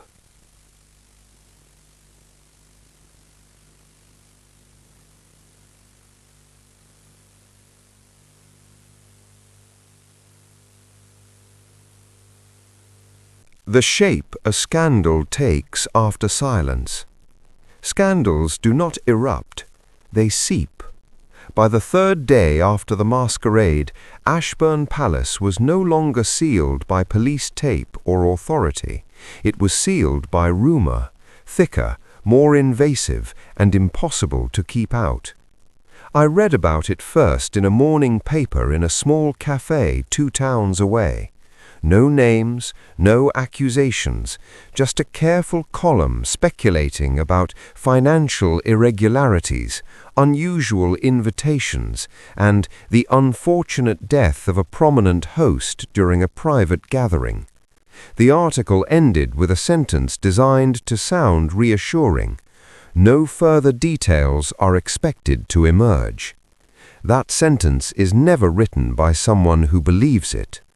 I folded the paper and set it aside. Across from me, the café window reflected my face faintly, older than when I had arrived at Ashbourne, but not wiser. Wisdom implies comfort. I felt none. The masquerade had ended, but its participants were now discovering something worse than exposure. They were discovering memory. Back at the palace, officials moved through rooms with clipboards and lowered voices. Inventories were taken, files were catalogued, decisions were postponed until postponement itself became a strategy. Justice, when embarrassed, prefers delay. Lady Rosalind sent word once. Not an explanation, not gratitude, just a note. He has left the country. No forwarding address. He is finally unowned. I burned it after reading. Some truths are safest when they exist only once. Sir Julian Harrow's arrest triggered exactly the response Ashbourne had predicted, panic disguised as prudence. Those whose names appeared in partial records issued statements. Lawyers drafted denials with elegant phrasing. Donations were announced. Foundations were established overnight. Guilt laundering is a well-funded art. The inspector visited me that afternoon. "You've gone quiet," he said. "I've gone finished," I replied. He didn't smile. "They're asking questions," he said, "about you." I sighed. "They always do." "Why were you invited?" he asked. "Why you specifically?" I considered that. "Because Ashbourne wanted a witness who couldn't be owned," I said. "And were you?" I met his gaze. "No." He exhaled. "They're worried you'll speak." "I won't," I said. Not because I'm protecting anyone, but because the truth has already done what it needed to do. He studied me carefully. You sound certain. I sound tired. He nodded. That, at least, he understood. As he left, the clock above the cafe counter chimed the hour. I flinched. Some sounds do not lose their meaning simply because the story ends. That night, I dreamed of masks hanging in a long corridor, each one empty, each one waiting. When I reached the end, there was no mirror, only a door, unlocked. Morning came without drama, no revelations, no arrests, no applause, just the quiet certainty that Ashbourne's greatest fear had been realized. He was no longer directing the narrative. Others were, and they were doing it poorly. I finished my coffee, paid, and stepped back into the street. The world moved on. It always does. But somewhere, inside sealed archives, inside altered memories, inside people who would never again attend a masquerade with suspicion, the truth remained. Not loud, not celebrated, just present. And sometimes that is the most enduring consequence.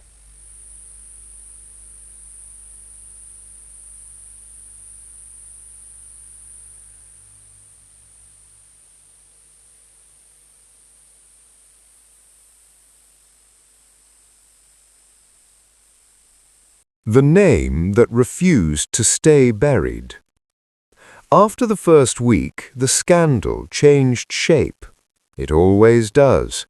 At first, there were whispers, carefully sourced, nervously phrased.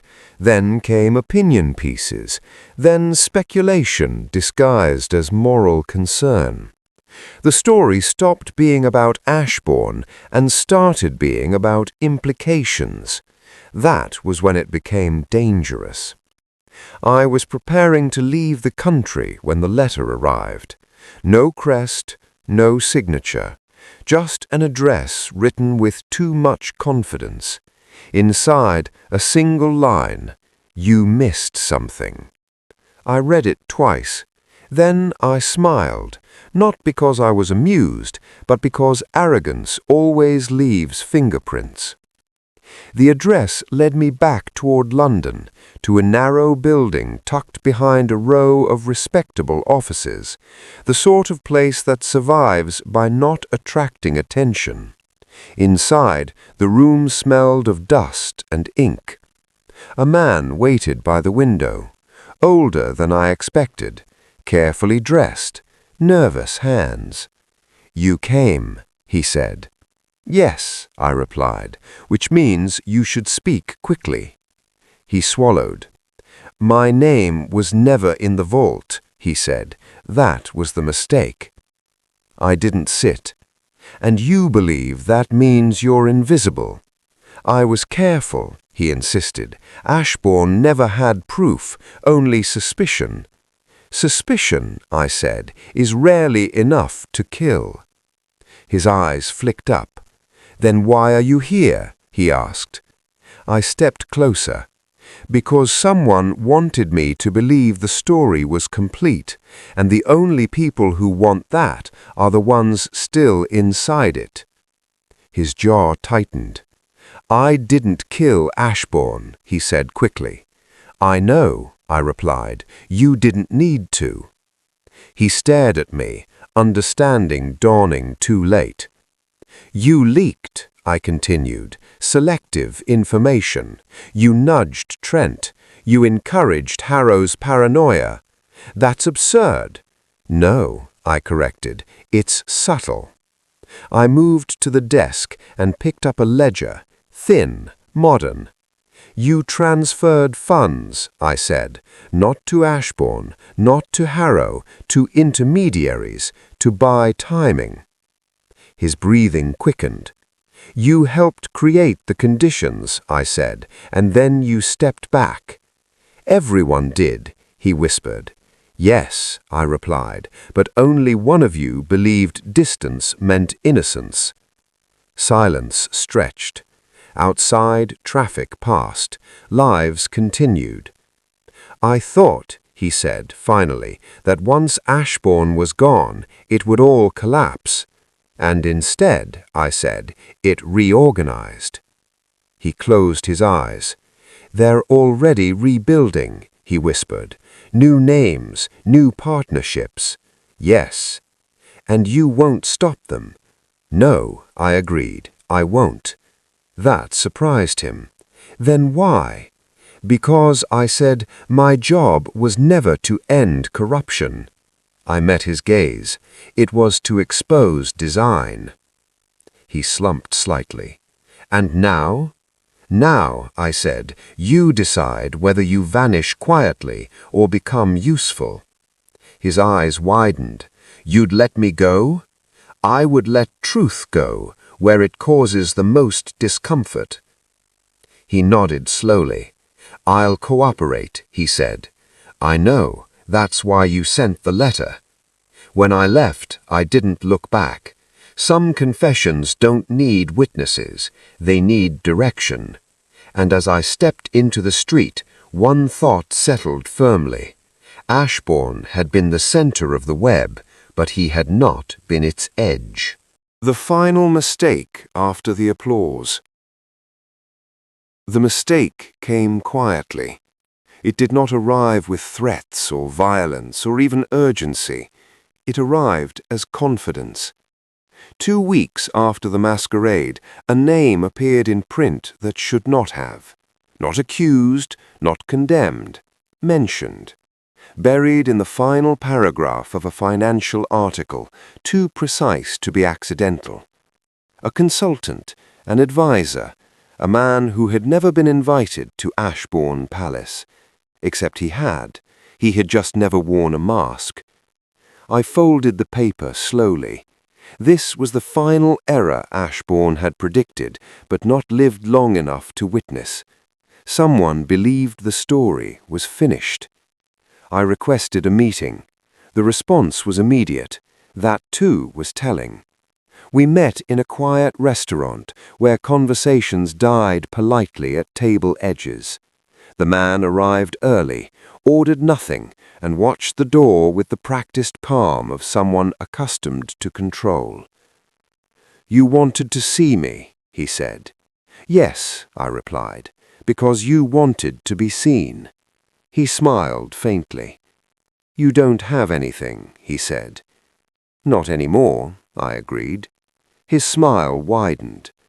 Then why are we here? I leaned forward.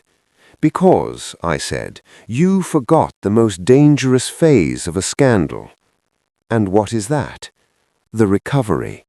He frowned slightly. When people believe the damage is done, they start repairing, and repairs leave records. I slid the folded paper between us. You authorized a transaction, one you thought was safe. His smile faltered. You assumed Ashbourne's death closed the circle, but it didn't. His eyes darkened. You think this ruins me? No, I replied. I think it reveals you. He leaned back. Then do it, he said. Expose me. I shook my head. I won't. That surprised him. Why not? He demanded. Because, I said, you'll do more damage alive. His breathing slowed. You'll be careful now. You'll hesitate. You'll second-guess every alliance. And that's punishment? That's memory, which lasts longer. He stared at me. I misjudged you, he said. Yes, I replied. Ashbourne did too. When I left the restaurant, I did not feel victory, only closure. The masquerade had ended, not because justice prevailed, but because design failed. Ashbourne believed he could script consequence. He was wrong. Consequence writes back. What remains when control fails? I did not return to Ashbourne Palace. There was nothing left there for me. Buildings remember ambition, not truth, and Ashbourne's ambition had already been stripped bare, leaving only stone and echo.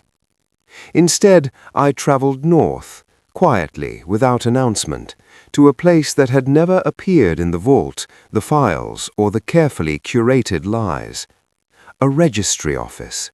Not grand, not secret, just thorough. Ashbourne's greatest mistake was believing power resided only where money and fear overlapped. He underestimated bureaucracy, the one system that does not admire elegance. I requested access to old land transfers. The clerk looked at me without curiosity. "Name?" I said. "Ashbourne," I said. Her fingers paused, then continued. "Which one?" she asked. That question mattered. The records were fragmented. Shell companies dissolving into trusts, trusts dissolving into estates, estates dissolving into silence. But patterns don't disappear. They thin, and thinning reveals structure. By the third file, I saw it clearly. Ashbourne hadn't just curated secrets, he had relocated consequences. Properties acquired after scandals, properties sold before inquiries, properties transferred just long enough to sever legal memory. He didn't erase crimes, he displaced them. That was the legacy he believed would outlive him, and it almost did. Almost. Because someone had made a note in the margin of one document. A name. Not Ashbourne, not Harrow. A woman.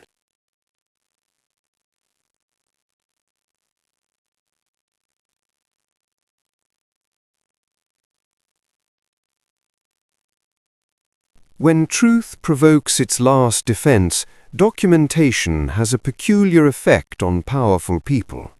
It does not frighten them immediately. First it irritates, then it unsettles, and only later, when silence no longer obeys, it terrifies. The Foundation responded within 48 hours, not with threats, not with lawyers, with courtesy. An invitation arrived at my hotel, embossed, polite, confident. It requested my presence for clarification. That word, clarification, is what institutions use when they believe truth can still be redirected. I attended. The meeting room was bright, modern, and intentionally ordinary. No portraits, no symbols, no history on the walls. The room itself denied memory. 3 people sat across from me. None of them introduced themselves. They didn't need to. "We understand your concern," the woman from before said calmly, "but you must also understand our position." "I do," I replied, "perfectly." She nodded. "Then you understand why certain documents cannot be publicized." "I understand why you prefer them buried," I corrected. A man to her left leaned forward. "You're chasing ghosts. Ashbourne is dead. Harrow is imprisoned. The public wants closure, not excavation." "The public," I said, "wants reassurance." He smiled. "Exactly." "And reassurance," I continued, "is cheaper than justice." The smile faded slightly. "You have no authority," the third person said sharply. "No badge, no commission." "No," I agreed. "I have continuity." Silence thickened. "We protect people," the woman said. "Schools, hospitals, communities." "Built," I replied, "on the quiet displacement of accountability." She exhaled slowly. "You think dismantling us helps anyone?" "I think pretending stability is morality helps no one," I answered. The man leaned back. "You won't win." "I'm not competing," I said. "I'm recording." That unsettled them. Recording removes negotiation. "You'll be discredited," he warned. "Yes," I replied, "eventually." "And ruined, possibly." "Then why continue?" the woman asked. I considered her question carefully. "Because," I said, "truth only mattered when forced." I met her eyes. "I believe truth matters when remembered." She looked away. The meeting ended without resolution. That was expected. What they did next was not. 2 nights later, my hotel room was searched, carefully, professionally. Nothing was taken, nothing was broken, which meant the message wasn't theft, it was surveillance. Someone wanted me aware of their reach. I smiled when I noticed, because reach without consequence is bravado, and bravado always overextends. The following morning I mailed copies of my notes, not to authorities, not to newspapers, but to archivists, librarians, people who understand preservation is a form of resistance. You cannot silence what has been catalogued. By the end of the week, a new article appeared. Not accusing, not dramatic, simply precise. Dates, transfers, connections. No conclusions drawn, just structure exposed. The Foundation issued a statement calling it misinterpretation, which confirmed everything, because no one refutes what doesn't threaten them. I packed my bags that night. This phase was complete. They would regroup. They always do. But now they would do so knowing the masquerade no longer had a closed room. Outside, church bells rang the hour, not celebratory, not ominous, just persistent. Truth, I've learned, does not arrive like a storm. It arrives like documentation, quiet, unstoppable, and once recorded, it never forgets who tried to erase it. The truth left deliberately unfinished. By the time the response arrived, I no longer needed to read it. I knew the tone before opening the envelope. Measured, courteous, final. Institutions never sound angry when they believe they've survived. Anger is for people without insulation. The letter thanked me for my engagement, assured me that appropriate internal reviews were underway, and expressed confidence that no further action was necessary. No denial, no admission, just closure offered prematurely. I folded the letter and placed it beside my notes, not as evidence but as context. They believed the danger had passed. That was their last mistake. Truth does not require confrontation to persist. It only requires placement. I spent the next 3 days doing nothing that looked important. Walking, weeding, writing letters by hand, visiting places that had no connection to Ashbourne or his legacy. This is the phase people misunderstand. They think the story ends with exposure. It doesn't. It ends with distribution. On the 4th morning, I mailed one final package, not to the press, not to the courts, to a historical society with no political interest and an impeccable reputation for preservation. Inside were copies, not originals, of everything I'd compiled. No accusations, no narrative, just structure, timelines, relationships, transactions. I included a single note: for future researchers, context matters. That was all.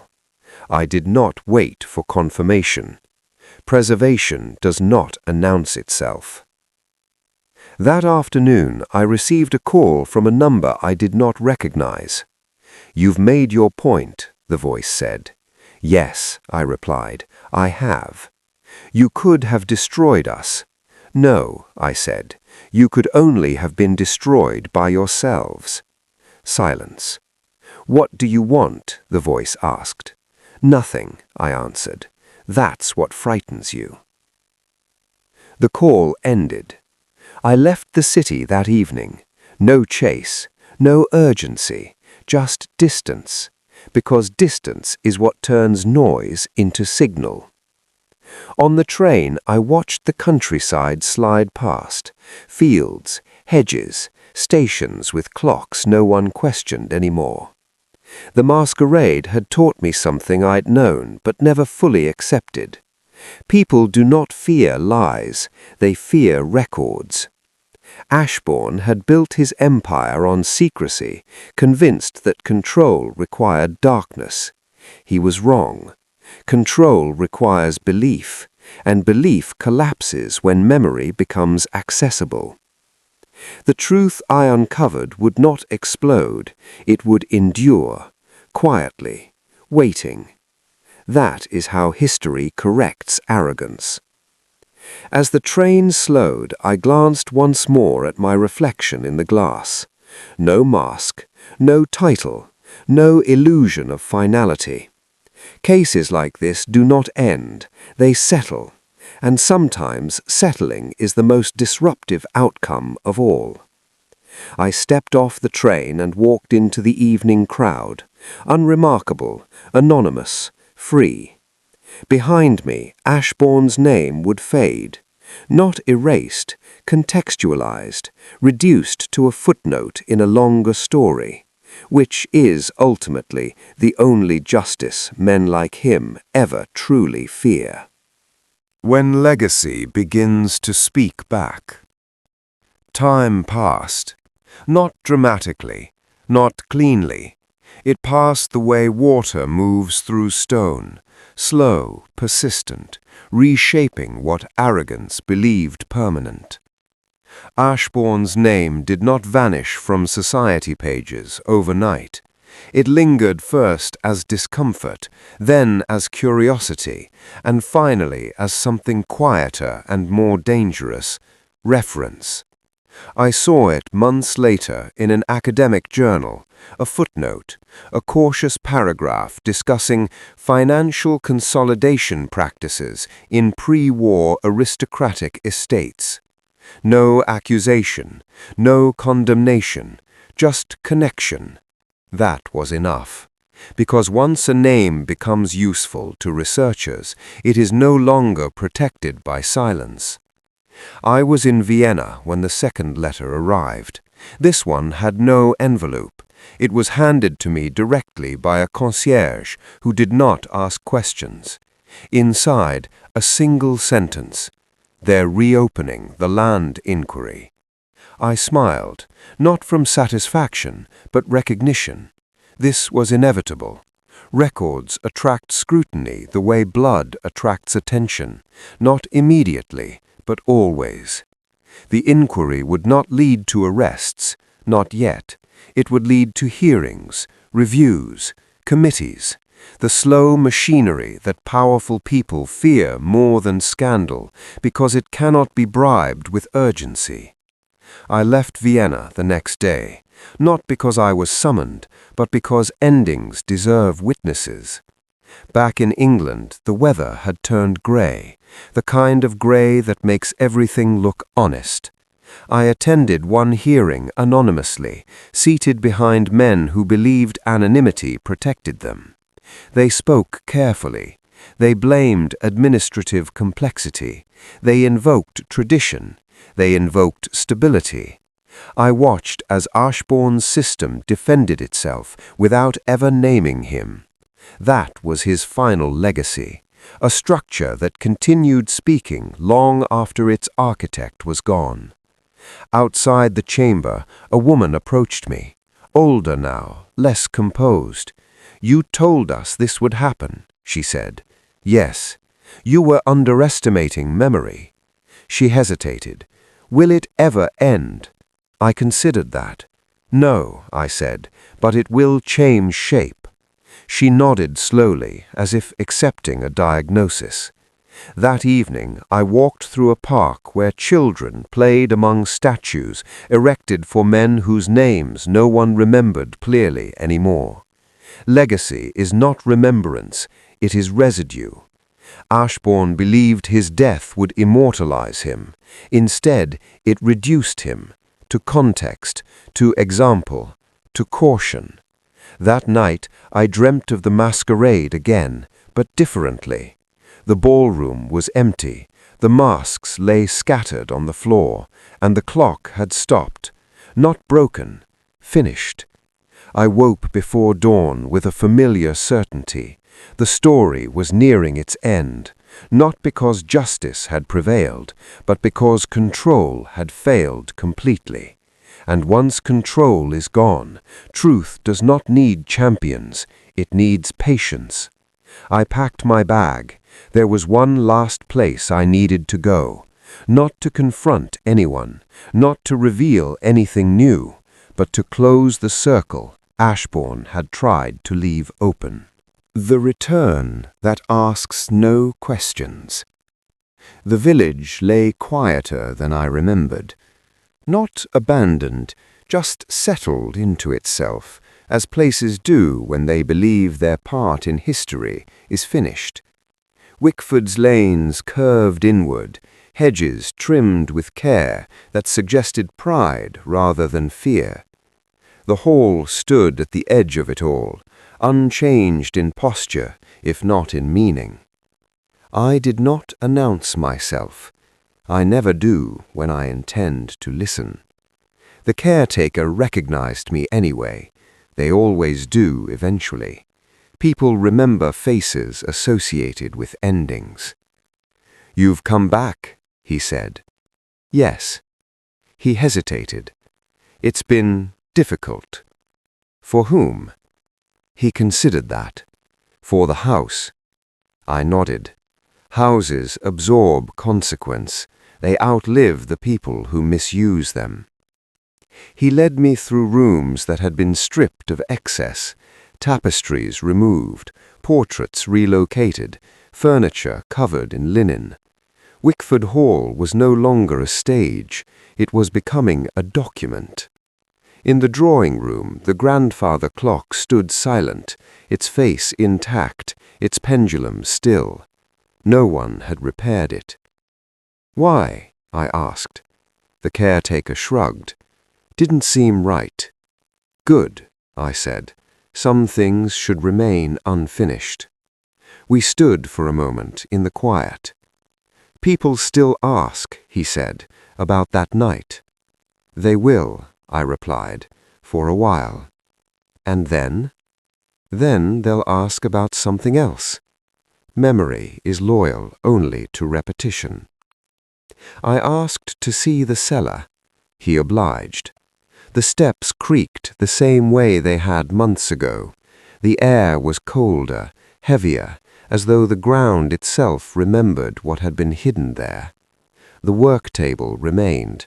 The racks were emptier now. No vial, no ledger, just absence.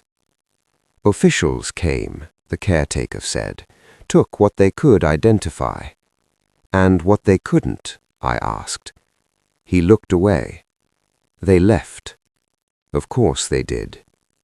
I returned upstairs and paused in the corridor where the concealed passage had once revealed itself. The paneling was seamless again, restored with care that bordered on denial. "Who ordered the repairs?" I asked. The caretaker hesitated. "A trust." I smiled faintly. Trusts are how the past pretends to be benevolent.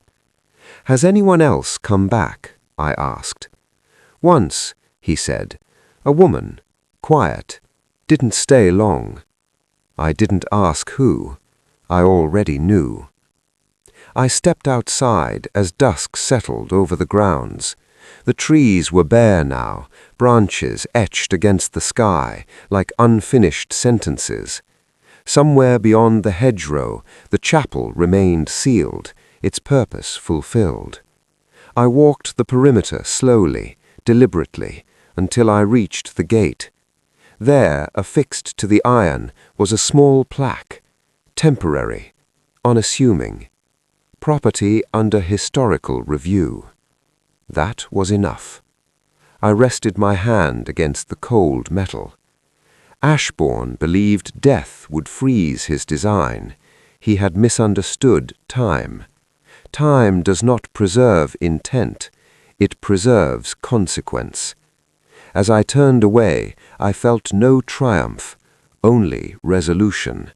This place would not host another masquerade, not because it was cursed, but because it had been understood. And understanding, once achieved, is rarely repeated. I left Wickford without looking back. Some stories do not require a final glance. They require distance. The final conversation happened without ceremony. It took place in a small room above a closed shop where dust gathered faster than intentions. The man waiting there had no authority left, only memory, which is often heavier. He did not stand when I entered. He simply nodded, as though movement required permission he no longer possessed. "You wanted to see me?" he said. "Yes." Nothing more was needed. We understood the shape of this meeting before it began. He had been Ashbourne's last witness, the one never listed, never threatened, never paid. He had survived because he believed neutrality was safety. Time had taught him otherwise. "They will forget," he said quietly. "No," I replied, "they will reframe." He frowned. "Isn't that the same thing?" "No," I said. "Forgetting erases. Reframing preserves, but without control." He leaned back, absorbing this. "I kept silent," he said. "That must count for something." "It does," I answered. "It counts as evidence." He closed his eyes. Outside, a tram passed, rattling windows and reminding us the world continued without permission. I waited. Silence, when respected, often finishes speaking. "I was there," he said finally, "that night. Not inside, nearby. I heard the bell." "I know." "You never asked." "Because answers volunteered late are usually accurate," I replied. He laughed once without humor. "I thought if I stayed irrelevant, I'd be spared." "Relevance," I said, "is decided after the fact." He nodded slowly. "What happens now?" "That depends," I said, "on whether you want to be remembered as a footnote or a correction." He considered this longer than expected. "I don't want his story," he said. "I want mine." "That," I replied, "is the correct instinct." I stood, signaling the end. "You won't speak publicly," he said. "No." "You'll let the record speak." "Yes." He extended his hand. I shook it once, firmly. When I left, the street was darker, quieter. Somewhere a clock chimed the hour, unnoticed. I walked until the sound disappeared, carrying with me the last unclaimed truth of the masquerade. The circle was closed not by accusation, but by placement. Ashbourne's design had failed because it demanded obedience. Truth requires only space. By morning, this meeting would be nothing more than context, and context, once fixed, does not argue. It endures. History will not remember the room, the man, or the hour. It will remember patterns, citations, marginal notes written by people who never met Ashbourne and never needed to. That is how influence finally dies, not with exposure, but with classification. I understood then why my role was never heroic. I was not meant to accuse, avenge, or correct. I was meant to place weight where denial could no longer lift it. The masquerade dissolved because it depended on performance. Performance requires attention. Records do not. They wait. Long after voices fade, they continue, patient and indifferent, reshaping futures without ever raising their tone. That is why the ending felt quiet. Quiet is the sound of something finished correctly. I stepped into the night knowing no further action was required. The truth had reached the stage where it could walk unescorted. All that remained was time, and time, unlike men, keeps its promises. It will do so quietly, without urgency, without permission, until even resistance forgets why it began. This is the final truth the masquerade tried to deny, and the only one that survives. It survives because it asks nothing, offers nothing, and waits patiently until history is ready to listen. Then it settles permanently, impossible to remove, impossible to command again. Control ends where memory begins, forever, always. What time does after the case ends? Time does not move forward after a case concludes. It spreads outward, testing what remains intact. I felt that spreading most keenly in the weeks following Wickford, when silence replaced urgency and purpose thinned into routine. The world resumed its habits without ceremony, which is how it always confirms that a story has truly ended. I took rooms in a coastal town where nothing important had ever happened. The sea there did not dramatize itself. It arrived, retreated, and returned again with disciplined indifference. That rhythm was comforting. Order without intention is the rarest form of honesty. Each morning I walked the same stretch of shore. Each evening I read correspondence I never answered. Some letters asked questions, others offered opportunities. A few attempted gratitude. All of them misunderstood something fundamental. Closure is not participation. One afternoon, a newspaper arrived late. Its pages smelled of damp ink and transit. I scanned it without expectation until a small column caught my eye. Not a headline, not even news, a correction. A previously unnamed trust had been dissolved, assets redistributed, oversight reassigned. No mention of Ashbourne, no reference to Wickford, just administrative language performing its quiet work. That was enough. The case had entered its final phase, not resolution, but absorption. I folded the paper carefully and placed it beneath a book, weighting it into stillness. Some confirmations should not remain visible. They work better when allowed to sink. That night I dreamed of clocks again, not broken ones, not sabotaged ones, ordinary clocks, ticking independently, each marking a different hour. None of them argued with the others. They simply existed, unconcerned with alignment. When I woke, the dream lingered longer than usual. It followed me through breakfast and into the street, where fishermen prepared nets without hurry. No one here cared what time it was, only whether it served them. Later that day, a visitor arrived, not announced, not unexpected. Lady Rosalind stood at the edge of the promenade, her coat buttoned against the wind. She looked neither relieved nor burdened, only precise. "You left without saying goodbye," she said. "Yes." She accepted that easily. "I thought you might." We walked together for a time, neither of us speaking.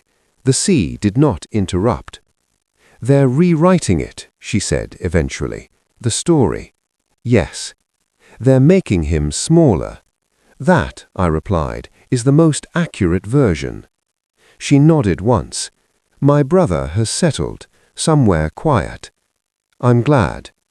She stopped walking and faced me. "You could have stayed, taken credit." "No," I said. "Credit invites response." She studied me carefully. "Will you do this again?" I considered the question longer than necessary. "Yes," I said finally, "but not for the reasons people think." She smiled faintly. "That's what I thought." We parted without ceremony. She returned to her future. I returned to mine. That evening, as the sun lowered itself into the sea, I felt something settle inside me. Not satisfaction, not pride, just alignment, the rare certainty that something had been placed correctly and would remain so without supervision. Time would take it from here. It always does, and it rarely needs assistance. The ending that refuses applause. The second letter arrived without a stamp, slipped beneath my door some time before dawn. It contained no threat, no plea, only an observation written in a careful hand. You are being patient. That was not an accusation, it was recognition. Patience unsettles people who depend on reaction. It denies them the feedback they require to measure influence. I read the sentence once, then burned the paper over the small stove in my room, watching the ink dissolve into nothing that could be retrieved. By midday, the town had resumed its rhythm. Nets were hauled, boats were repaired, conversations repeated themselves without awareness. This was the environment in which consequences mature quietly, away from spectacle. I received confirmation later that afternoon through channels that never admit they exist. The remaining trustees had resigned. 2 would retire publicly. 1 would relocate. The structure Ashbourne designed was collapsing in the only way such structures ever do, politely. I did not respond. Silence had done its work better than any statement. When truth reaches a certain depth, movement above it becomes irrelevant. At dusk, I walked beyond the harbour to where the land thinned into rock and grass. There, standing alone, I reviewed the entire arc not as a narrative, but as geometry. Leverage created angles. Secrecy produced blind spots. Control demanded symmetry. The moment symmetry failed, everything else followed. Ashbourne's error had not been cruelty. Cruelty was a tool. His error was believing himself irreplaceable. Systems do not collapse when villains fall. They collapse when assumptions do. A man approached me from the path behind me. He kept a respectful distance. Former intelligence, perhaps, or simply cautious by habit. They want to know if you're finished, he said. I am, I replied. That's not what I asked. I turned to face him. They don't need certainty, I said. They need reassurance. And you won't give it? No. He nodded once. Then they'll proceed carefully. Good. He left without another word. I remained until the light faded completely. Back in my room, I packed slowly. There was no urgency now. The work ahead would not announce itself as work. It would appear as coincidence, reform, oversight, all quieter words for the same function. Before sleeping, I wrote one final note, not to anyone in power, but to myself. Never mistake exposure for resolution. Resolution requires endurance. I closed the notebook and extinguished the lamp. Outside, the sea continued without witness.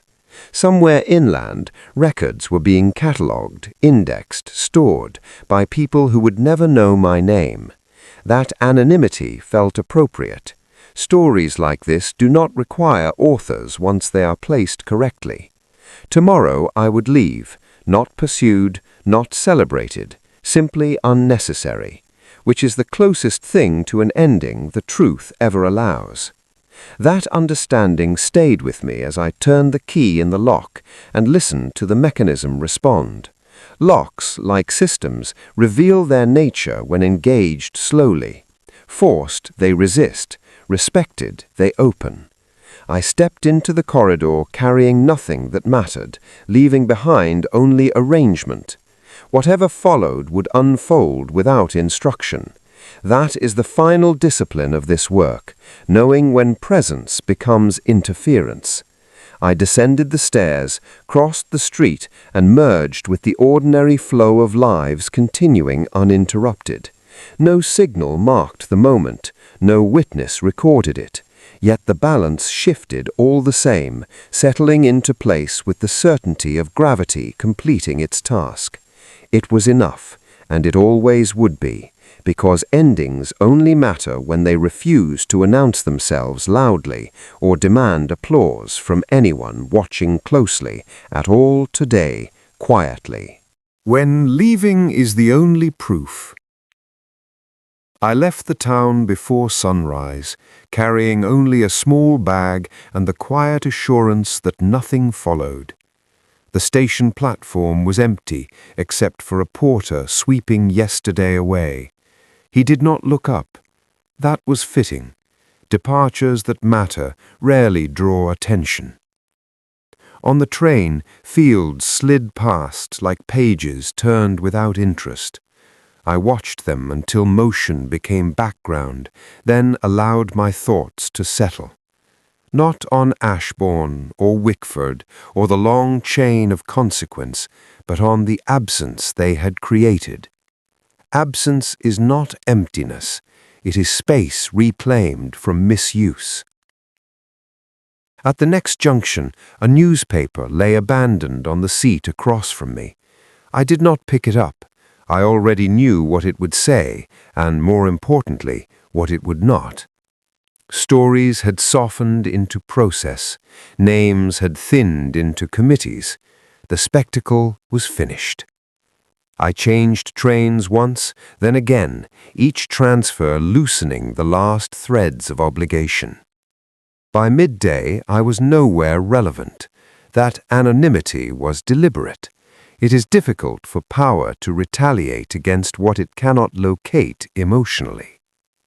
In the afternoon, the sky darkened briefly, then cleared. Weather performs honesty better than people. It announces change, delivers it, and moves on. I admired that efficiency. At a small cafe near the final stop, I ordered tea and sat by the window. Two men discussed local business with the seriousness of people whose concerns were immediate and solvable. I envied them without resentment. They were not wrong to care only about what touched their hands. A thought occurred to me then, simple and unremarkable. This was the moment Ashbourne had tried to prevent. Not arrest, not exposure, disappearance without collapse. He feared a world that continued correctly without him. I finished my tea and left a coin on the table, more than required. Overpayment is a small courtesy, and courtesy closes doors gently. Outside, the street curved away toward places that did not know my name. I chose one at random and followed it. Choice, when stripped of consequence, becomes freedom. As I walked, I considered the final lesson of the masquerade. Not that secrets rot, or that power corrupts, or that truth survives. Those are familiar conclusions. The lesson was quieter. Control fails when it demands memory. Systems endure when they permit forgetting. Ashbourne had demanded remembrance, of debts, of fear, of himself. That insistence had been his undoing. He built a machine that required constant attention, and attention is the one resource time eventually denies everyone. I stopped at a bridge and watched water pass beneath it, untroubled by narrative. The surface reflected light briefly, then released it. No archive, no leverage, just movement. When I resumed walking, I felt no need to look back. There was nothing behind me that required supervision. The work, such as it was, had completed itself. What remained belonged to historians, clerks, and people who believe patience is dull rather than decisive. What survives after silence? The town did not change immediately. That was the first sign that the masquerade's true consequences had not yet surfaced. Shops opened at the same hours. Bells rang with familiar authority. Faces passed one another with practiced politeness. When corruption collapses slowly, it leaves no rubble, only adjustments. I observed this from a distance, returning not as a participant, but as an observer. Distance clarifies motive, proximity excuses it. Ashbourne had relied on closeness to confuse morality with necessity. At the registry office, records were being amended. Not corrected, amended. Language matters in institutions. Correction implies fault. Amendment implies refinement. Names were reordered, holdings reassigned, gaps smoothed so efficiently that one might assume nothing had ever been wrong. This was not concealment, it was absorption. A clerk stamped documents without curiosity. I recognized that rhythm. It was the sound of a system resuming comfort. Systems do not feel shame, they feel only interruption. Outside, a group of students crossed the square, laughing loudly enough to claim space. Youth always believes history has finished its work. That optimism is forgivable. It is also temporary.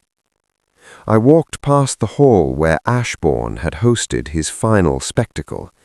The doors were closed, the windows dark. Soon it would reopen for something tasteful and unrelated. Memory fades faster when walls remain standing.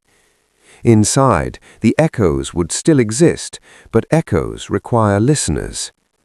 I sat on a bench opposite the building and watched a caretaker unlock a side door. He carried no anger, no awareness. He was employed after the fact. That too was intentional. Institutions prefer fresh hands after old stains. What endured was not justice, but permission. Permission for others to continue without asking questions too carefully. Permission to benefit without tracing origins. Permission to call survival pragmatism. Ashbourne had understood this. That was why he orchestrated the masquerade. He wanted the collapse to look theatrical, so that recovery could look noble. He wanted sin framed as inevitability. He almost succeeded. Almost. Because he underestimated one variable, time's indifference to intention. Time dismantles narratives by stretching them thin. When stretched long enough, even lies reveal their structure. I reviewed correspondence that had been delayed, misplaced, and conveniently rediscovered. None of it was explosive. None of it needed to be. Small confirmations aligned correctly become unbearable to those invested in forgetting. A counselor declined an invitation. A donor withdrew quietly. A committee postponed indefinitely. These were not punishments. They were hesitations. Hesitation is where power begins to erode. In the evening, I attended a lecture under a borrowed name. The speaker discussed ethics as abstraction, safe from application. The audience applauded earnestly. I joined them. Participation does not imply belief. Sometimes it is camouflage. Afterward, wine was served. Conversations drifted. I listened without steering. Someone mentioned Ashbourne with mild curiosity, as one might mention weather from last season. That reduction from force to anecdote was the final transformation. I returned to my room late, removed my coat, and sat by the window. The street below was quiet. Lamps hummed. Nothing dramatic unfolded. This, I realized, was the true aftermath. Not reckoning, but normalization. Not punishment, but persistence. And yet, persistence had limits. The masquerade had ended. The masks were gone. What remained was a system slightly less confident, slightly more cautious, and far more fragile than it appeared. That fragility would not announce itself. It never does. The weight of what is no longer denied. Power does not collapse when it is exposed. It collapses when it is forced to account for itself. That accounting began quietly. A letter arrived one morning without crest or urgency. The paper was thin, the language polite. It requested clarification, not accusation, not alarm. Clarification regarding a sequence of transactions that no longer aligned with revised records. This was not an attack. It was something far more dangerous. It was inquiry. Inquiry requires response. Response requires consistency. And consistency is impossible when truth has been rearranged too many times. I read the letter once, then placed it beneath another, similar in tone, but distinct in detail. Different sender, same hesitation. The questions were not coordinated, which meant they were genuine. Institutions can suppress scandal. They struggle with curiosity. I did nothing. Silence is often mistaken for avoidance. In reality, it is a test. When silence persists, systems reveal how much pressure they can tolerate before improvising. Within days, explanations appeared. They were careful, they were plausible, they were wrong. Each explanation solved a problem that no longer existed, while creating new ones that required further explanation. This is the mathematics of deception. Every correction multiplies error. I attended a dinner that week, invited not for relevance, but for proximity. I listened to men speak confidently about stability, about restored confidence, about closure. Closure is a word used by those who benefit from forgetting. One man, older and less careful, mentioned Ashbourne directly. He spoke the name with irritation rather than reverence. That distinction mattered. Reverence sustains myth. Irritation dismantles it. He was reckless, the man said, brilliant but reckless. No one disagreed. That silence was louder than applause. Later, alone, I reviewed a ledger I had not touched in weeks. It contained nothing illegal. That, too, was deliberate. The most damaging evidence is not criminality, but contradiction. A lawful act performed for an unlawful reason does not need exposure. It needs attention. Attention was arriving. A foundation postponed a grant. A board delayed a vote. An appointment stalled without explanation. None of these were public. None needed to be. Public punishment invites defense. Private hesitation invites doubt. Doubt spreads quietly. I received another letter, this one handwritten, asking for a meeting. The writer expressed concern for institutional integrity. Concern is the final stage before withdrawal. I declined the meeting politely. By refusing, I denied resolution. Without resolution, the writer would seek confirmation elsewhere. That search would not end where it began. In the afternoon, I walked through a gallery where portraits stared outward with cultivated permanence. Many of the faces belonged to men who believed their decisions were final. History had revised them without ceremony. A guide explained one portrait incorrectly. I did not correct her. Misinterpretation accelerates decay. Accuracy preserves it. That evening rain fell steadily, softening edges and erasing footprints. I stood beneath an awning and watched people hurry without noticing what followed them. Consequences rarely keep pace. They arrive later when defenses are relaxed. Ashbourne had designed his masquerade to end with revelation. He believed truth would explode, shatter alliances, and force dramatic reckoning. He misunderstood truth's nature. Truth does not explode, it accumulates, and when it becomes heavy enough, structures built on confidence begin to sag under their own assurances. I returned home and locked the door without fear. The danger had passed, the erosion had begun. From this point onward, no single action mattered more than patience. Power, once uncertain, begins dismantling itself, methodically, efficiently, and without spectacle. That is how systems fall, not loudly, but completely. When the house learns to breathe again. The final stage arrived without announcement.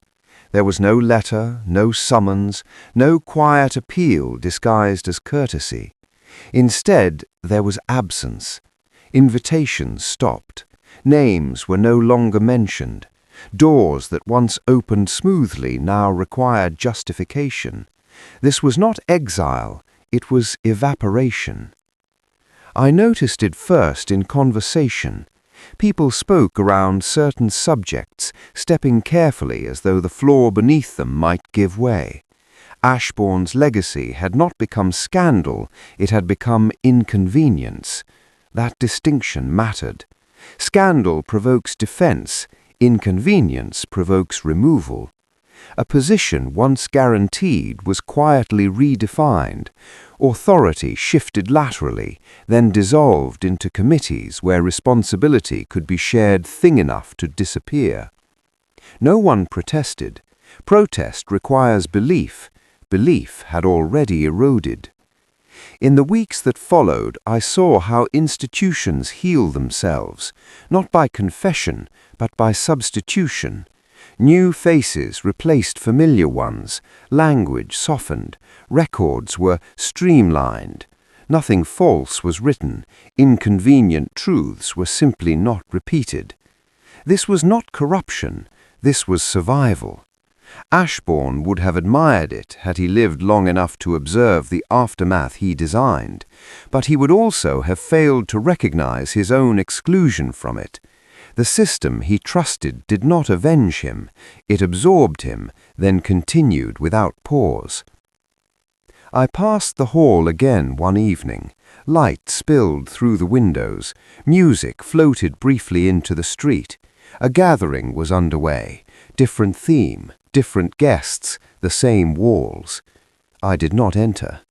Some stories end not because they are resolved, but because they are no longer invited inside. I walked on. Later, I received one final message, unsigned, unspecific, carefully neutral. It thanked me for my discretion and assured me that matters were now in hand. The phrase was familiar. It was how people signal closure without accountability. I burned the letter, not out of anger, but practicality. Keeping it would have suggested relevance. I had none. That night I slept without interruption.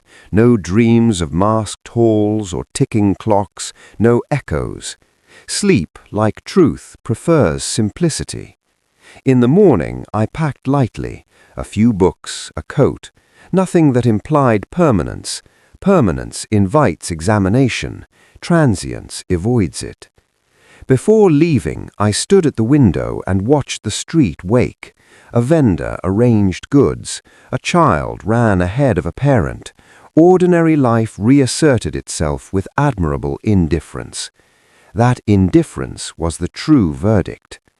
Ashbourne had feared exposure, imprisonment, disgrace. What he received was erasure, not of his name, but of his significance. He became a footnote, then a rumor, then nothing actionable. I left the town by a route I had not used before. Roads multiply when one stops retracing them. The landscape changed gradually, without symbolism. Fields, bridges, signs pointing elsewhere. I did not look back. Not because there was nothing behind me, but because looking back would have suggested unfinished business. There was none. The masquerade had ended long ago. The masks had served their purpose. What remained were faces that no longer remembered why they once hid. I understood then the quiet power of restraint. Not every truth requires declaration. Some truths do their work best when allowed to settle unnoticed, reshaping behavior rather than demanding acknowledgement. By midday, the town was a name without weight. By evening, it was context without pull. I arrived somewhere new as no one in particular. That anonymity was not escape, it was resolution. And with it came the only justice Ashbourne never anticipated, a world that continued, slightly wiser, slightly colder, and entirely beyond his reach. Endings rarely announce themselves. They arrive disguised as ordinary moments, asking nothing more than attention. I understood this on a quiet morning when nothing unusual occurred, and yet nothing unresolved remained. The city I had come to was unremarkable. That was its virtue. Streets intersected without drama, buildings stood without history demanding remembrance. People passed one another without curiosity.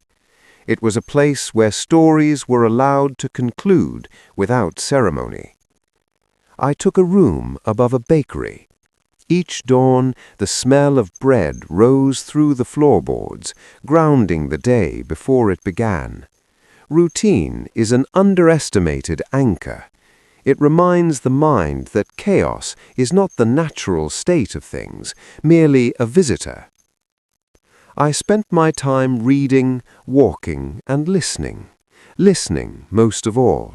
Not for secrets, but for patterns. The way conversations bent around certain words. The way names surfaced briefly, then vanished. The way pauses revealed more than speech. Ashbourne's name no longer appeared, not even as avoidance. It had simply expired. Names, like power, require repetition. Without it, they decay. One afternoon, I visited a small clockmaker's shop. The windows were cluttered with timepieces in various states of repair. Some ran fast, some slow, some not at all. The proprietor worked silently, his hands precise, his movements economical. I asked him if he believed clocks could lie. He smiled faintly.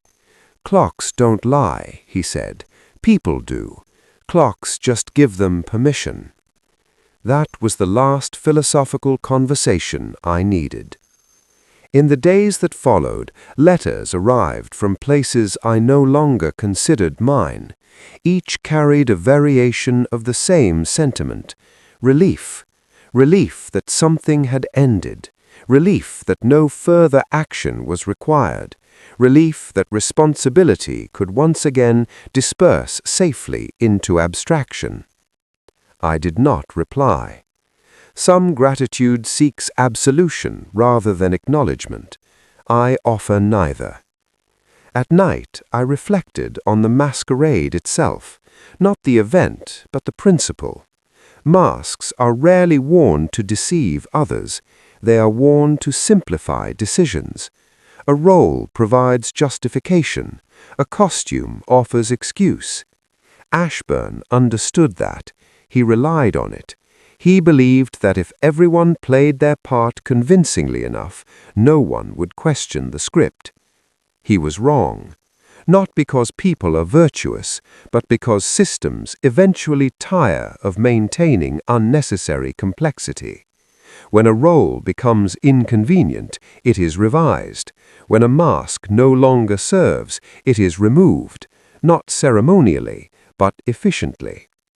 That is the true end of power, not exposure, but redundancy. I realized then that my work had never been about uncovering truth. Truth exists regardless. My role was to disrupt certainty long enough for reality to reassert itself, to introduce friction where lies had become too smooth. In this case, that friction had done its work. I stood one evening at the edge of the river, watching reflections distort familiar shapes. Buildings wavered, lights stretched and broke. Nothing appeared as it truly was, yet nothing was false. That felt appropriate. The masquerade had not ended with revelation, but with silence, with the slow, inevitable retreat of false confidence, with the quiet collapse of a structure that could no longer justify its own weight. I turned away from the water and walked back toward the bakery, toward warmth and routine and the unremarkable comfort of continuation. Tomorrow would come, and after that another.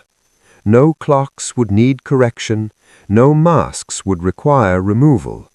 The final chime had already sounded, and nothing followed it, because nothing needed to. There is a particular stillness that follows understanding, not relief, not sorrow, just balance. I felt it settle gradually, like dust after a long disturbance. Nothing dramatic accompanied it. No realization struck like lightning. The truth had already done its work. This was simply the moment of accepting that it would not return. I resumed walking the same streets each day. Familiarity dulled observation, which was precisely what I wanted. Awareness, sharpened too long, becomes fatigue. A mind cannot remain alert forever without losing its ability to rest. In a small cafe near the river, I overheard conversations that brushed against subjects once dangerous: power, influence, accountability. The words appeared briefly, then dissolved into safer topics. This was not denial, it was digestion. The city was processing what it would not openly acknowledge. People believe justice is loud, that it announces itself with verdicts and applause. But justice, when it truly functions, rarely draws attention. It rearranges outcomes quietly and leaves no monument behind. I thought of Lady Rosalind then, and of others who had survived by proximity rather than participation. Survival is often mistaken for innocence. It is neither. It is simply adaptation. Some adapt by stepping away, others by learning when to be silent. I did not judge them. Judgment requires distance. I was too close to the mechanics of it all to pretend neutrality. One afternoon, a man approached me in the street, middle-aged, careful posture. He spoke politely, choosing his words with deliberate caution. "You were involved," he said. "Yes." "You disappeared." I concluded my role. He nodded. "Some of us are still dealing with consequences." "That," I replied, "is inevitable." He studied me for a moment. "Would you do anything differently?" I considered the question honestly, not in search of a clever response, but accuracy. "No," I said. He seemed surprised, perhaps expecting regret. People often do. They confuse reflection with remorse. We parted without hostility, without gratitude, without resolution. That encounter lingered with me longer than it should have, not because it unsettled me, but because it confirmed something I had long suspected. People rarely ask questions to learn. They ask to locate responsibility elsewhere. The masquerade had allowed that impulse to flourish. Masks are convenient containers for blame. Once removed, people must face their own reflections without distortion. That discomfort never fully disappears. In the evenings, I returned to the river. I watched the water carry fragments of light downstream, indifferent to their origin. Reflection, I realized, is temporary by nature. It exists only while conditions allow it. Once disturbed, it vanishes without trace. So too with narratives. Ashbourne's story had already begun to fracture, not through exposure, but reinterpretation. Soon it would be discussed as inevitability, then misfortune, then curiosity. Finally, it would dissolve into trivia. This is how power truly ends, not with confrontation, but with irrelevance. I received one final update through an indirect channel. Committees formed, charters amended, a name removed from a plaque. Nothing dramatic, nothing satisfying, just adjustment. I closed the letter and placed it aside.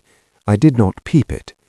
Memory does not require evidence once its purpose is fulfilled. That night I slept deeply, not because I was tired, but because there was nothing left to guard. No unanswered questions pressed against my thoughts, no unseen mechanisms demanded attention. I woke before dawn, the city still quiet, the bakery below preparing for morning. The smell of bread rose again, steady and reassuring. Life had resumed its simplest function, and I understood, finally, that this was the truest ending possible. Not triumph, not vindication, but continuity, unaltered, uncelebrated, and complete. After the curtain falls. Some endings ask to be remembered, others ask only to be respected. This one required neither. It existed quietly, like a door closing in a room no one would enter again. I left the city without marking the moment. No final walk, no backward glance. Departure, like truth, is most effective when unobserved. Trains depart constantly. Only some carry significance, and significance does not announce itself. As the landscape shifted beyond the window, I considered the masquerade one last time, not its participants, but its necessity. The event had not been about deception alone, it had been about permission. Permission to act without consequence. Permission to hide cruelty behind elegance. Permission to mistake silence for consent. Ashbourne understood permission better than morality. He cultivated it, protected it, and relied upon it. He believed that if enough people benefited, no one would dismantle the structure. That belief had been his final miscalculation. Permission expires. It always does. Not because someone intervenes heroically, but because complexity eventually collapses under its own weight. Too many secrets require too much maintenance. Too many lies demand coordination. Eventually, something falters, not dramatically, but sufficiently. In this case, it had been certainty. Certainty that time could be controlled. Certainty that people would behave predictably. Certainty that reputation could substitute for accountability. When certainty breaks, truth does not rush in. It seeps slowly, quietly, irreversibly. I arrived at a place where no one knew my name. That anonymity was not concealment, it was release. Identity, when overused, becomes burden. Here I was unremarkable and therefore unexamined. Days passed, then weeks. The case receded into abstraction, as all things eventually do. Occasionally I caught fragments of it reflected in conversation or print, reduced, reframed, simplified. I allowed it. Stories evolve once they are no longer protected. I never corrected anyone. Correction implies ownership. I claimed none. One evening, while walking at dusk, I heard music drift from an open window. A small gathering, laughter, ordinary celebration, no masks, no spectacle, no hidden audience, just people existing without agenda. That was the final contrast. The masquerade had been elaborate, but hollow. This moment was simple, but sincere. It required no witnesses, no approval, no narrative. I realized then that the most meaningful resolution is not exposure, but replacement. Harm does not need to be shouted down if it can be quietly outlived. Ashbourne wanted legacy. He achieved erasure. Graves wanted justice. He achieved confession. Others wanted safety. They achieved adaptation. And I